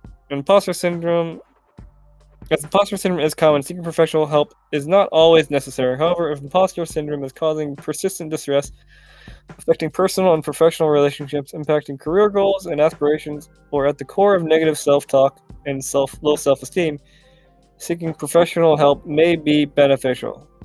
A high achiever who is a soloist may have difficulty asking for help because they feel they don't need the support of others, which I believe Adam said. The soloist, the toughest one to overcome. Working with a counselor or therapist can help you develop coping mechanisms and address any underlying mental health issues contributing to your imposter syndrome. Fortunately, there are various professional treatments available, including cognitive behavior therapy, mindfulness-based stress reduction, group therapy, coaching, and mentoring. A mental health professional can provide guidance and support, Develop strategies to overcome negative patterns and improve overall well-being. I will say of these options, mentoring, coaching, group therapy, mindfulness-based stress reduction, and cognitive behavioral therapy. Um, of my experience, cognitive behavioral therapy was the worst of these options in my experience. There's some good things in there, but I think for someone who's neurodivergent, it can be overwhelming, and it can also lead to masking, more increased masking in my experience. But there are a lot of good takeaways from CBT. But I think from a neurodivergent perspective, especially an autistic one, cognitive behavioral therapy is not terribly effective. And definitely in my experience that I've seen that ABT, applied behavioral therapy, is literally just masking for autistic people. So I'm glad that they did not recommend that. In my experience, in practice, I've worked with countless clients suffering from imposter syndrome, and I deal with it from time to time myself. Imposter syndrome is especially common when expanding your comfort zone, when choosing to go back to school, get an advanced degree, learn a new skill, or put yourself into the world in a greater way via book writing, social media, podcasting, and more. And then there you go, like social media, like creating, being a content creator, is stepping out of your zone of just being a skater, for sure. It's common to deal with a couple of different types of imposter syndrome combined together. Most commonly, I see perfectionists combined with some of the others. CBT is very helpful at identifying irrational beliefs that fuel imposter syndrome and restructuring those beliefs into thoughts that are more positive and affirmative.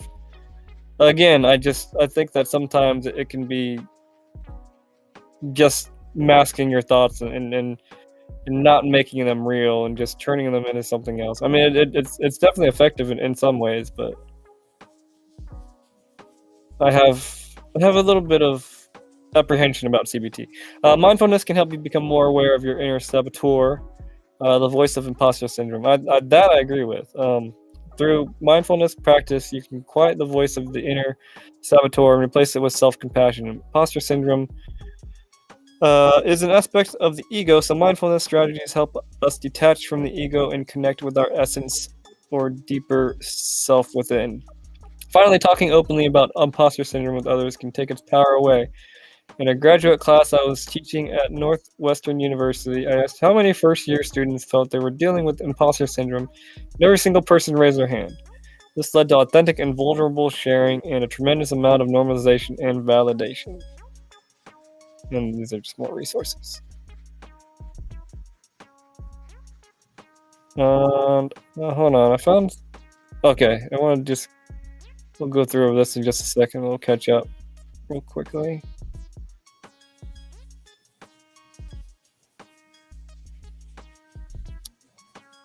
I am extremely thankful to everyone that's helped me with blading, and Amy, you've made it really easy to help you.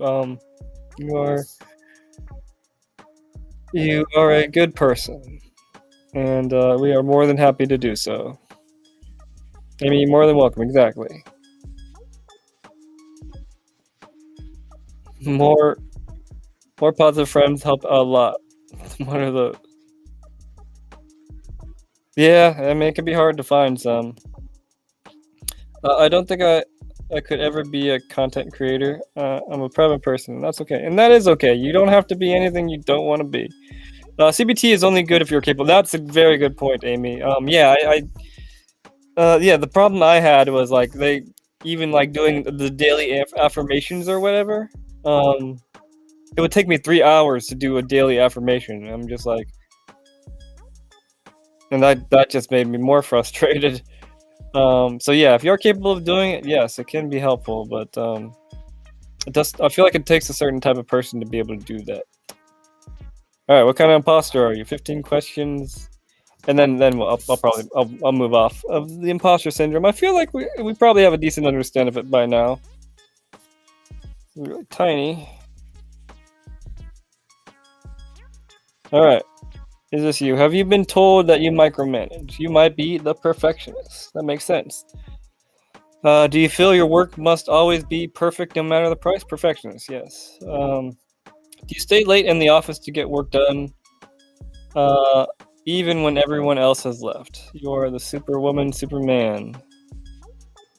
Do you work on future projects to get ahead and not have downtime? That's a super person, yeah. Do you reject work that you are not good at or that seems challenging? That's a natural genius, and that makes perfect sense too. Do you sometimes choose not to give something your best effort because you're afraid that your best effort wouldn't be good enough? Oh my gosh, yeah. That's a natural genius. Are you comfortable when others see your work in process?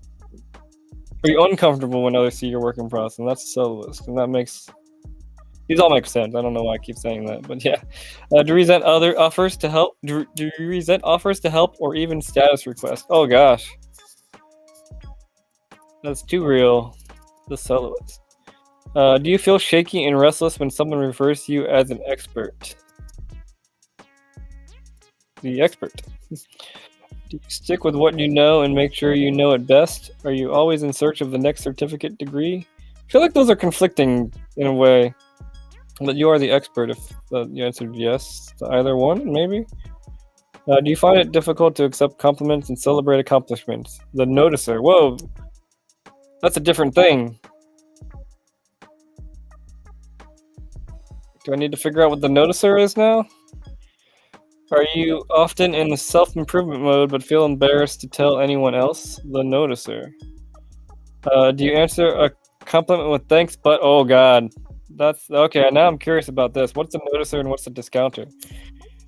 Your discounter. Do you often think others are just being nice? Oh yeah, yeah. Do you often wonder how long you keep the act up? You're all of them. Okay, what is a noticer? A natural genius, superhuman, soloist, expert. Additional. Oh, okay. There are two additional types of imposters that are equally important to consider. The noticer. This type can't be proud of their work or themselves because they immediately notice things that still aren't perfect. Holy shit. Okay. Whether in a work product, a meeting, or in the clothes they wear, the noticer is forgiving of others but doesn't extend the same grace to his or herself or their selves. When a tough project ends, the noticer feels relief, more deflated than elated. The noticer is hyper aware of the competition, real or imagined, and secretly believes that she will always miss the bar. Example, an account manager works with her team to prepare a working session with the client. The team works hard on it for several days, and the manager spends every night making it better. Despite changing direction more than once, they ultimately create a workshop the client loves. The team celebrates, but the manager can't stop thinking about where her presentation was awkward and how much more charisma and comfort the other project lead had. Underlying emotion, fear of not belonging. Oh god, that one's... So yeah, this one I had not seen yet, and that is very real. Very real indeed. Alright, let's see what the discounter is about. And then we'll be done with imposter syndrome. The discounter. The discounter automatically rationalizes away evidence of their own competence, achievement, or high regard. People think well of me because they really don't know what they're talking about. This type of imposter doesn't value or trust their network of supporters very much. They doubt the quality or level of competition in any effort that they succeed at and are ashamed to share something that anyone could have done. Example, a newly promoted project manager gives a well-received and engaging presentation on planning process. Several peers congratulate him and thank him for making a formerly dreaded process more useful and relevant. Instead of feeling proud, he thinks about how no one values his group and how low their bar was. They were saying it was good for their team, underlying emotion not being enough. Okay. Yeah.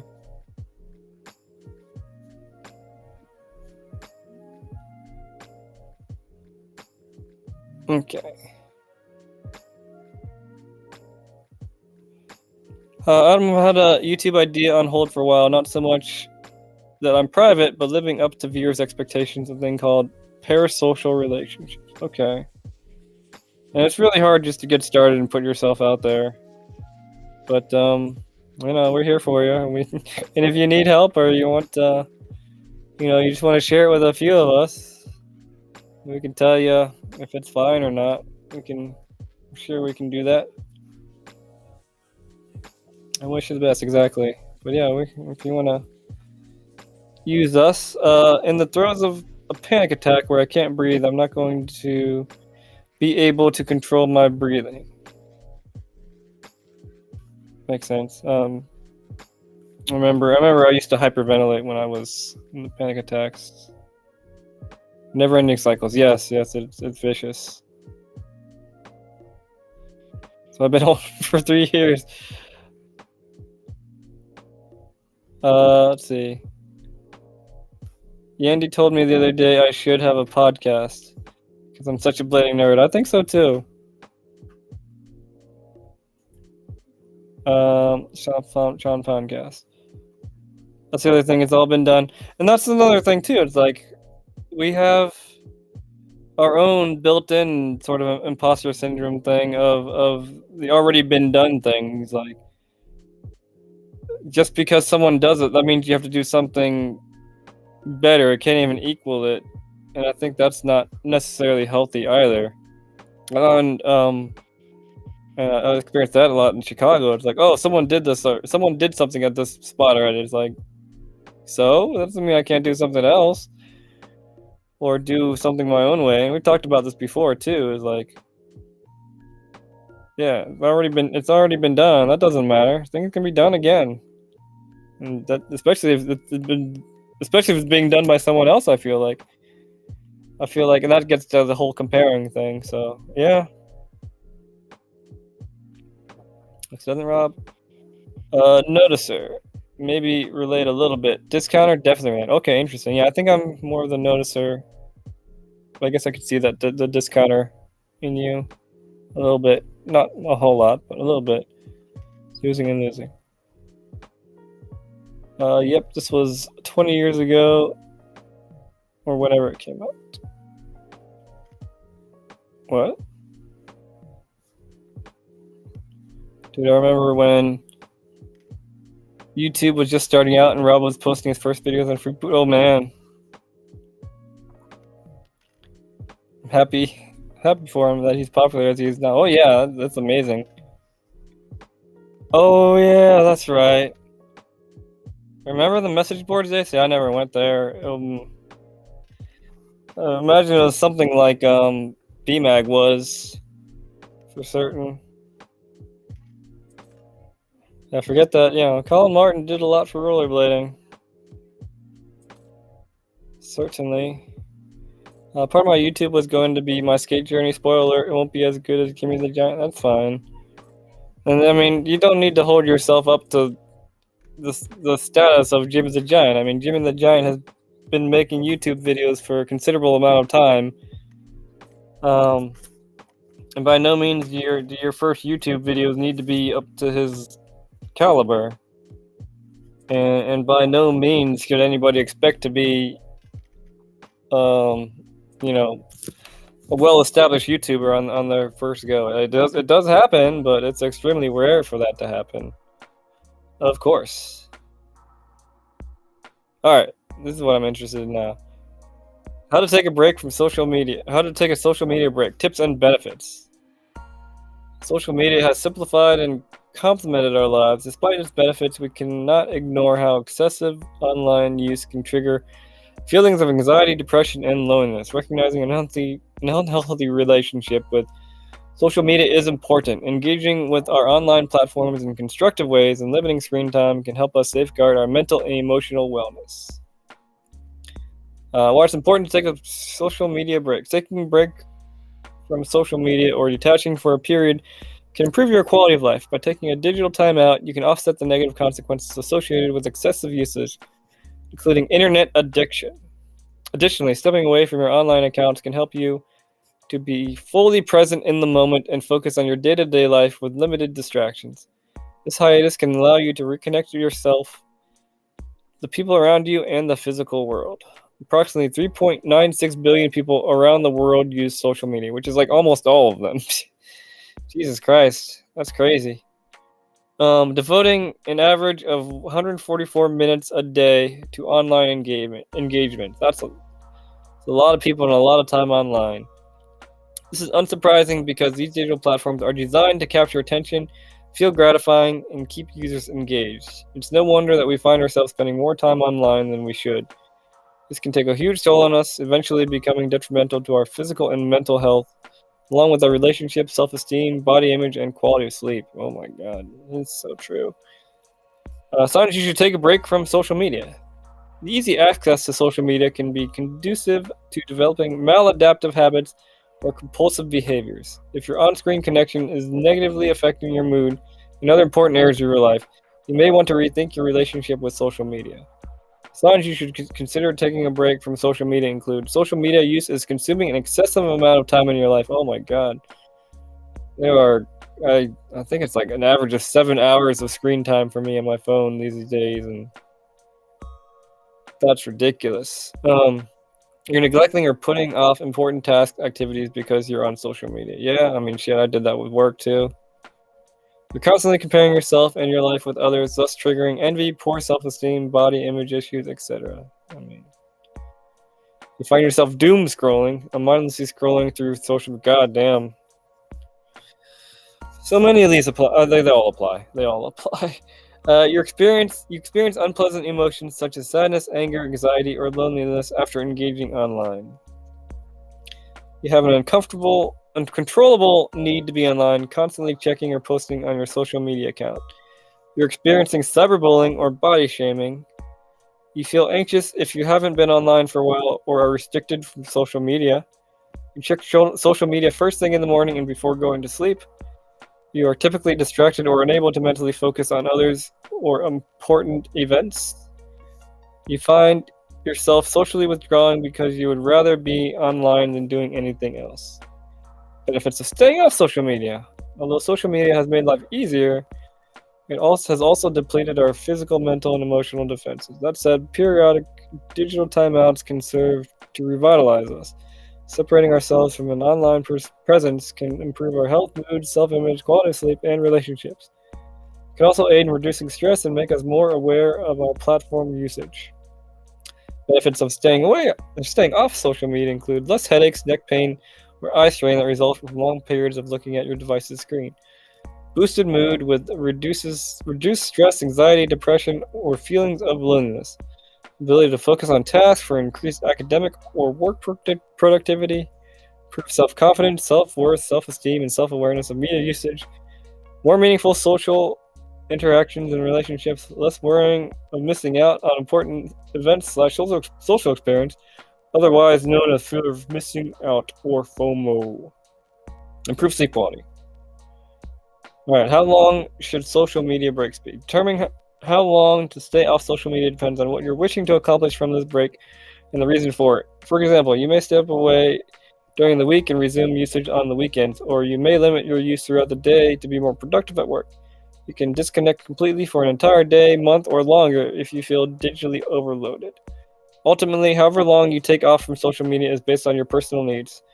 What matters the most is that you are cognizant of your motivations for using social media. You should be able to recognize that excessive or unhealthy use of these platforms can have negative emotional and mental implications. Find a rhythm that is practical and works well for you. Man.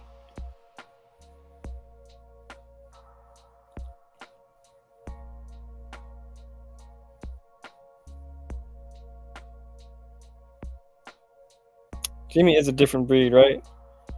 And yeah, you have a unique perspective, and I feel like there are not very many female. Are there even? I guess we have w𝓱ₐ𝚝. Fucking what's her name?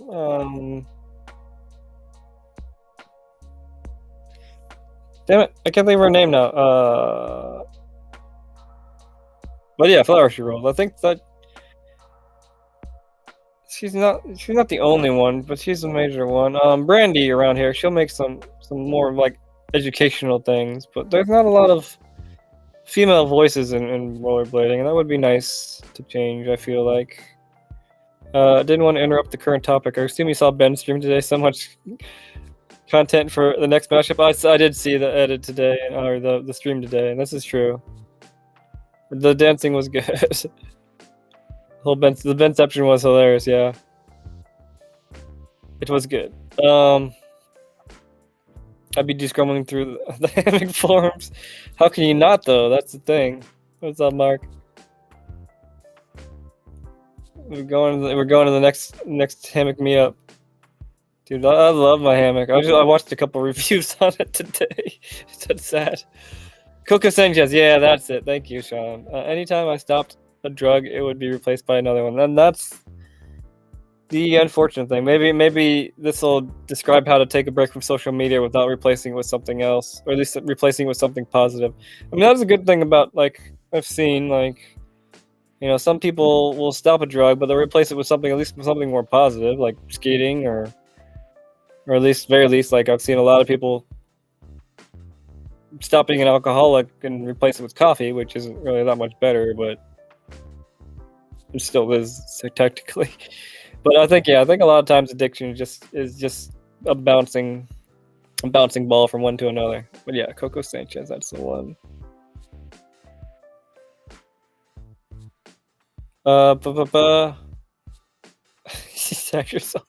Social media usually worsens my anxiety, but IG in particular has been nice. I'm curing it to skate only, and we all know I'm obsessed with skating, blah, blah, blah. Broken record every... No. And it's funny, I did the same thing this past week of, like, just curating my own... Yeah, my algorithm just showed me skating and nothing else. Well, skating and animals. And yeah, it's been really nice just being able to see social media and not see the other shit that I don't need in my life. You just write your name. But she's pro. Amy is just a newbie girlfriend, and that's pretty refreshing. Yeah, right? Yeah, I don't think there's any... oh, Coach Polly too, that's true. She does exist. But again, she's a little bit more advanced. I do like getting like a very new... And even more so than the skating, I'm more interested in... I'm very interested in to hear like what... Like you have I would assume you have a very you know, a refined taste in skating, and I'm very curious to see like how you come across that as a new skater, because most of us have been skating for several years, so it's nice, it's refreshing to be able to see what a perspective is from a newcomer, certainly. Yeah, drugs are not equal. The adrenaline and dopamine from skating are superior to alcohol. Very true. Very true. But it can be as detrimental, if not worse, than alcohol at times, depending. I'm still a functioning semi-alcoholic, but skating has made a huge difference. A bit. We can't see the tag. Yeah, we can't see it. Is a newbie fangirl a dig? I don't know. No. You called yourself a fangirl yourself. Yeah, I mean, I think it's appropriate, I guess. Didn't see anything wrong with it. I understood it. All right, how do we take a break from social media? Taking a break from social media doesn't mean disconnecting forever. It's simply a deliberate act of self-moderating your online activity to jumpstart a healthier user pattern.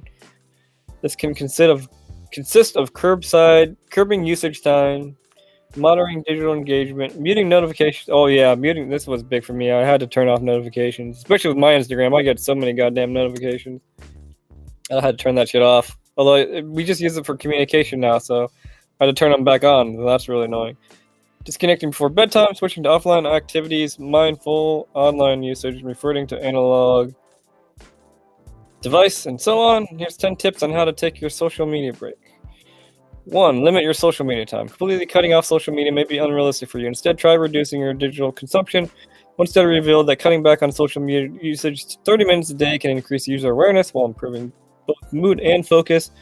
In addition, participants experience a significant reduction in anxiety, sleep issues, feeling of loneliness, and FOMO. Exercising self-control with media usage can have a positive impact on your life.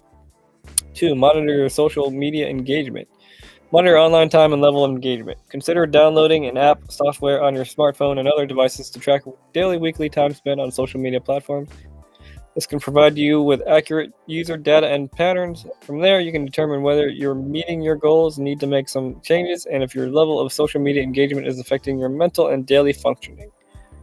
3. Schedule your social media activity. Plan your non-work related online activity by setting a specific time frame for engagement. For example, try checking emails only twice a day, scrolling through Twitter only during your lunch break, or logging into social media accounts only on weekends. Some studies have indicated that taking a scheduled breather from your smartphone and other digital devices can reduce stress levels, increase concentration, improve productivity, and bolster your daily functioning. Turn off notifications. Many people often initiate their digital disconnection period by deleting certain apps on their devices or shutting off, muting, or blocking notifications from media sites. This strategy can be useful in curbing the urge to look at and reply to constant flow of message alerts. Making the small tweak can prevent you from being pulled away from the present moment. You have the option to choose when and how to interact with social media. Disconnect before bedtime. Electronic screens emit. I hear this so often. Electronic screens emit a blue light that delays the release of sleep-inducing melatonin, which affects sleep quality. Unwind your brain by avoiding digital devices at least 2 to 3 hours prior to Jesus. That's I don't know if I've done that in the past few years, decade. Charge your phone, other devices away from your nightstand and mute notifications. This action will help you avoid any distractions or temptation. Using these tips can prevent nocturnal social media activity and promote restful sleep. 6. Increase face-to-face interactions. Spending excess time online can decrease offline interactions, which in turn can negatively impact your mental health. Having in-person conversations, making eye contact, giving someone a high five, etc. are all aspects of the human experience. As such, focusing on your current relationships, reaching out to your friends, relatives, enhancing your social in-person life, volunteering, and so forth can foster a healthier mindset, boost your mood, and leave you feeling more satisfied. Focus on offline activities. Counter FOMO and heavy media use by embracing JOMO, the joy of missing out. Disengaging from the virtual world and finding joy in the moment allows you to be fully present for your loved ones. Try pursuing real-life experiences like joining a book club, taking up a new hobby, or connecting with nature. Stepping off social media can ignite your interest in new endeavors, therefore lead to a fulfilling existence. Go analog if your smartphone is the primary source of social media overuse. Downgrading to an analog phone may be a wise choice. Many proponents of this idea argue that the Switch can help you deliberately reconnect with the real world, regain your focus, and reclaim your presence. While readjusting could be challenging, this can allow you to be entirely present in everything that you do and savor every moment. Use social media constructively. Social media overexposure can be detrimental, but in moderation, it can also work to enhance your mental well-being. Digital platforms can be a powerful source for social connections, promoting personal growth, creating civic awareness, receiving support, and more. So next time you're browsing online, be intentional, seek people or content that promote fact-based information, healthy attitudes, motivational material, and mental wellness. Focus on engaging with profiles that will have a positive impact on your emotions and enrich your life. Intent. Practice self-care. Excessive digital use can distract you from your priorities, including self-care. For this reason, it's important that you prioritize your mind and body by ensuring that you're maintaining healthy habits, focusing on maintaining a nutritious diet, regular body movement, routine sleep schedule, good personal hygiene, and regular medical checkups. Additionally, feed your mind and spirit by utilizing mindfulness techniques, engaging in meditation, practicing gratitude, journaling, and so forth. And there's, again, with all this stuff, there's so much overlapping shit that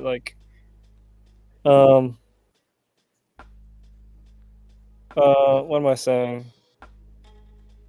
It's just yeah, a lot of it's the same stuff over and over again. Here's some skate footage to make you feel bad, of course.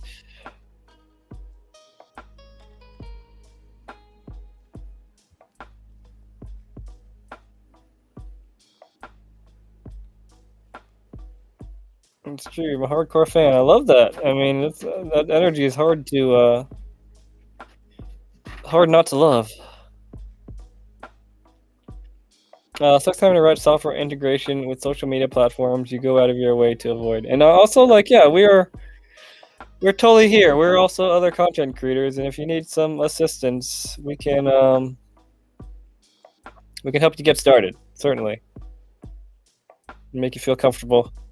Adam, have to do something similar to my job. I have to be hyper aware of adult learners and how social media platforms influence how they absorb information. Oh, geez, yeah. So yeah, you pretty much have to be on social media for work. I read you could also wear blue blocker glasses that last 2 hours. The last 2 hours you're awake, and if that helps, I have heard about that too. Yeah, Amy, my parents are more social media literate than I am. I just don't get it. Wow. My parents don't know nothing about social media. But they do, but not very much. Tree off topic, but you're tech savvy. I'm not so much. I have an old hard drive from an old computer. Can you help me find the right thing to buy to tap into it? Yeah, I could do that. It's an old hard drive, so I'm assuming it's an IDE. Is a PC or is it a laptop? Sean.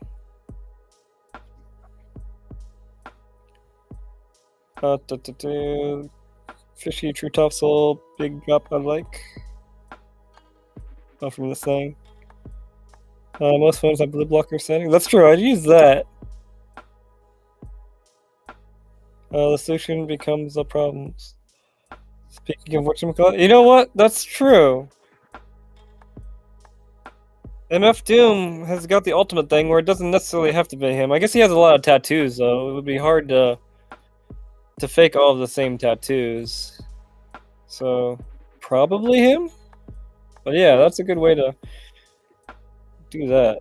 It doesn't help if you're talking PC and TV, I guess. Just like Eric Shredpool. Yeah. Eric's the Shredpool. This page. Oh, yeah. What,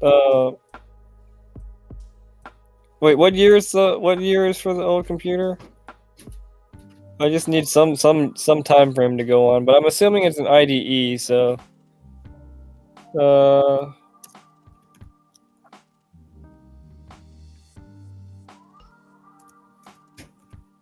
pretty much one IDE to USB adapter.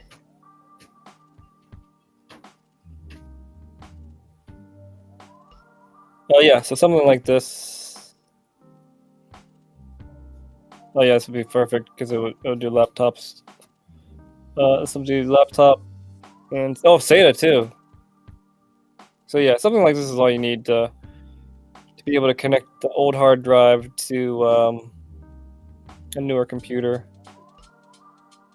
But yeah, figure out if it's SATA or IDE. But these SATA and IDE are the older style hard drives.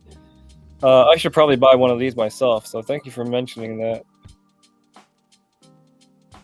Here's some cheaper ones, but yeah, for like $20 or so, $25. That's not bad. Be able to get all your other stuff.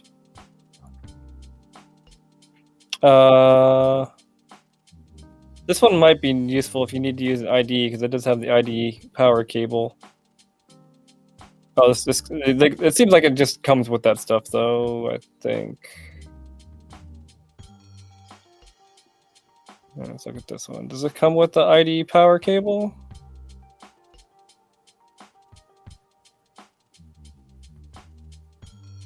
Yes. It's that cable right there. But yeah, that's probably what you need.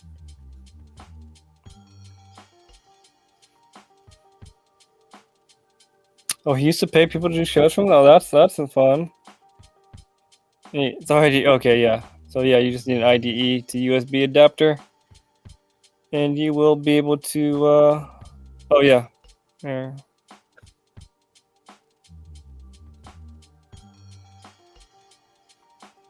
I'll paste it in chat for you. Clark and Shredpool for sure. You found it out. Alright, so I think I'm pretty much done today. Hopefully, I think we have at least a better understanding of what it's like, or what imposter syndrome actually means. I know I certainly have a better understanding, definitely not a good understanding of it, but I certainly have a better understanding of it. Turns the skin white. And yeah, I think next time I do want to talk about Instagram, because I have a lot of knowledge. I'm looking for this old hard drive for a while, no luck. With all my old script edits I made, and I find it. I'm almost positive it has the edit style. Sick. Hey, I was at the first bitter cold.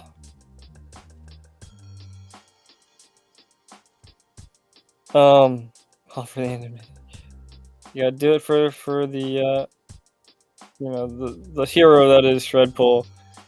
But yeah, I think next time I will talk all about Instagram, on the benefits and the detriments, and I guess like my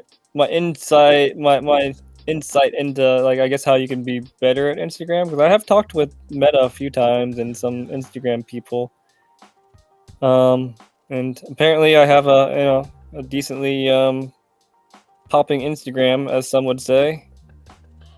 So yeah, I think expect that next. I'll do a all about Instagram stream. I like having these topical things as much as I do like having just an open chat. Sometimes it's nice to stay on a certain topic, I feel like. So that is a thing. Let me put this back on. I don't know why I'm putting this back on, but I am. I'm just bad at saying goodbyes. The imposter syndrome was a good buffet. What? Was a good buffet. I will take a bit of almost everything. I'm sorry, they have the metaphors. Oh, geez. That reminds me of that one show that was on the... Fuck, I forget what it's called. But yeah, it reminds me of... I can't remember it. Yeah, I'm having a brain fart. I'm closing down shop. We're leaving. It's been a good stream. I'm gonna exercise my break from social media skills and cut off the stream.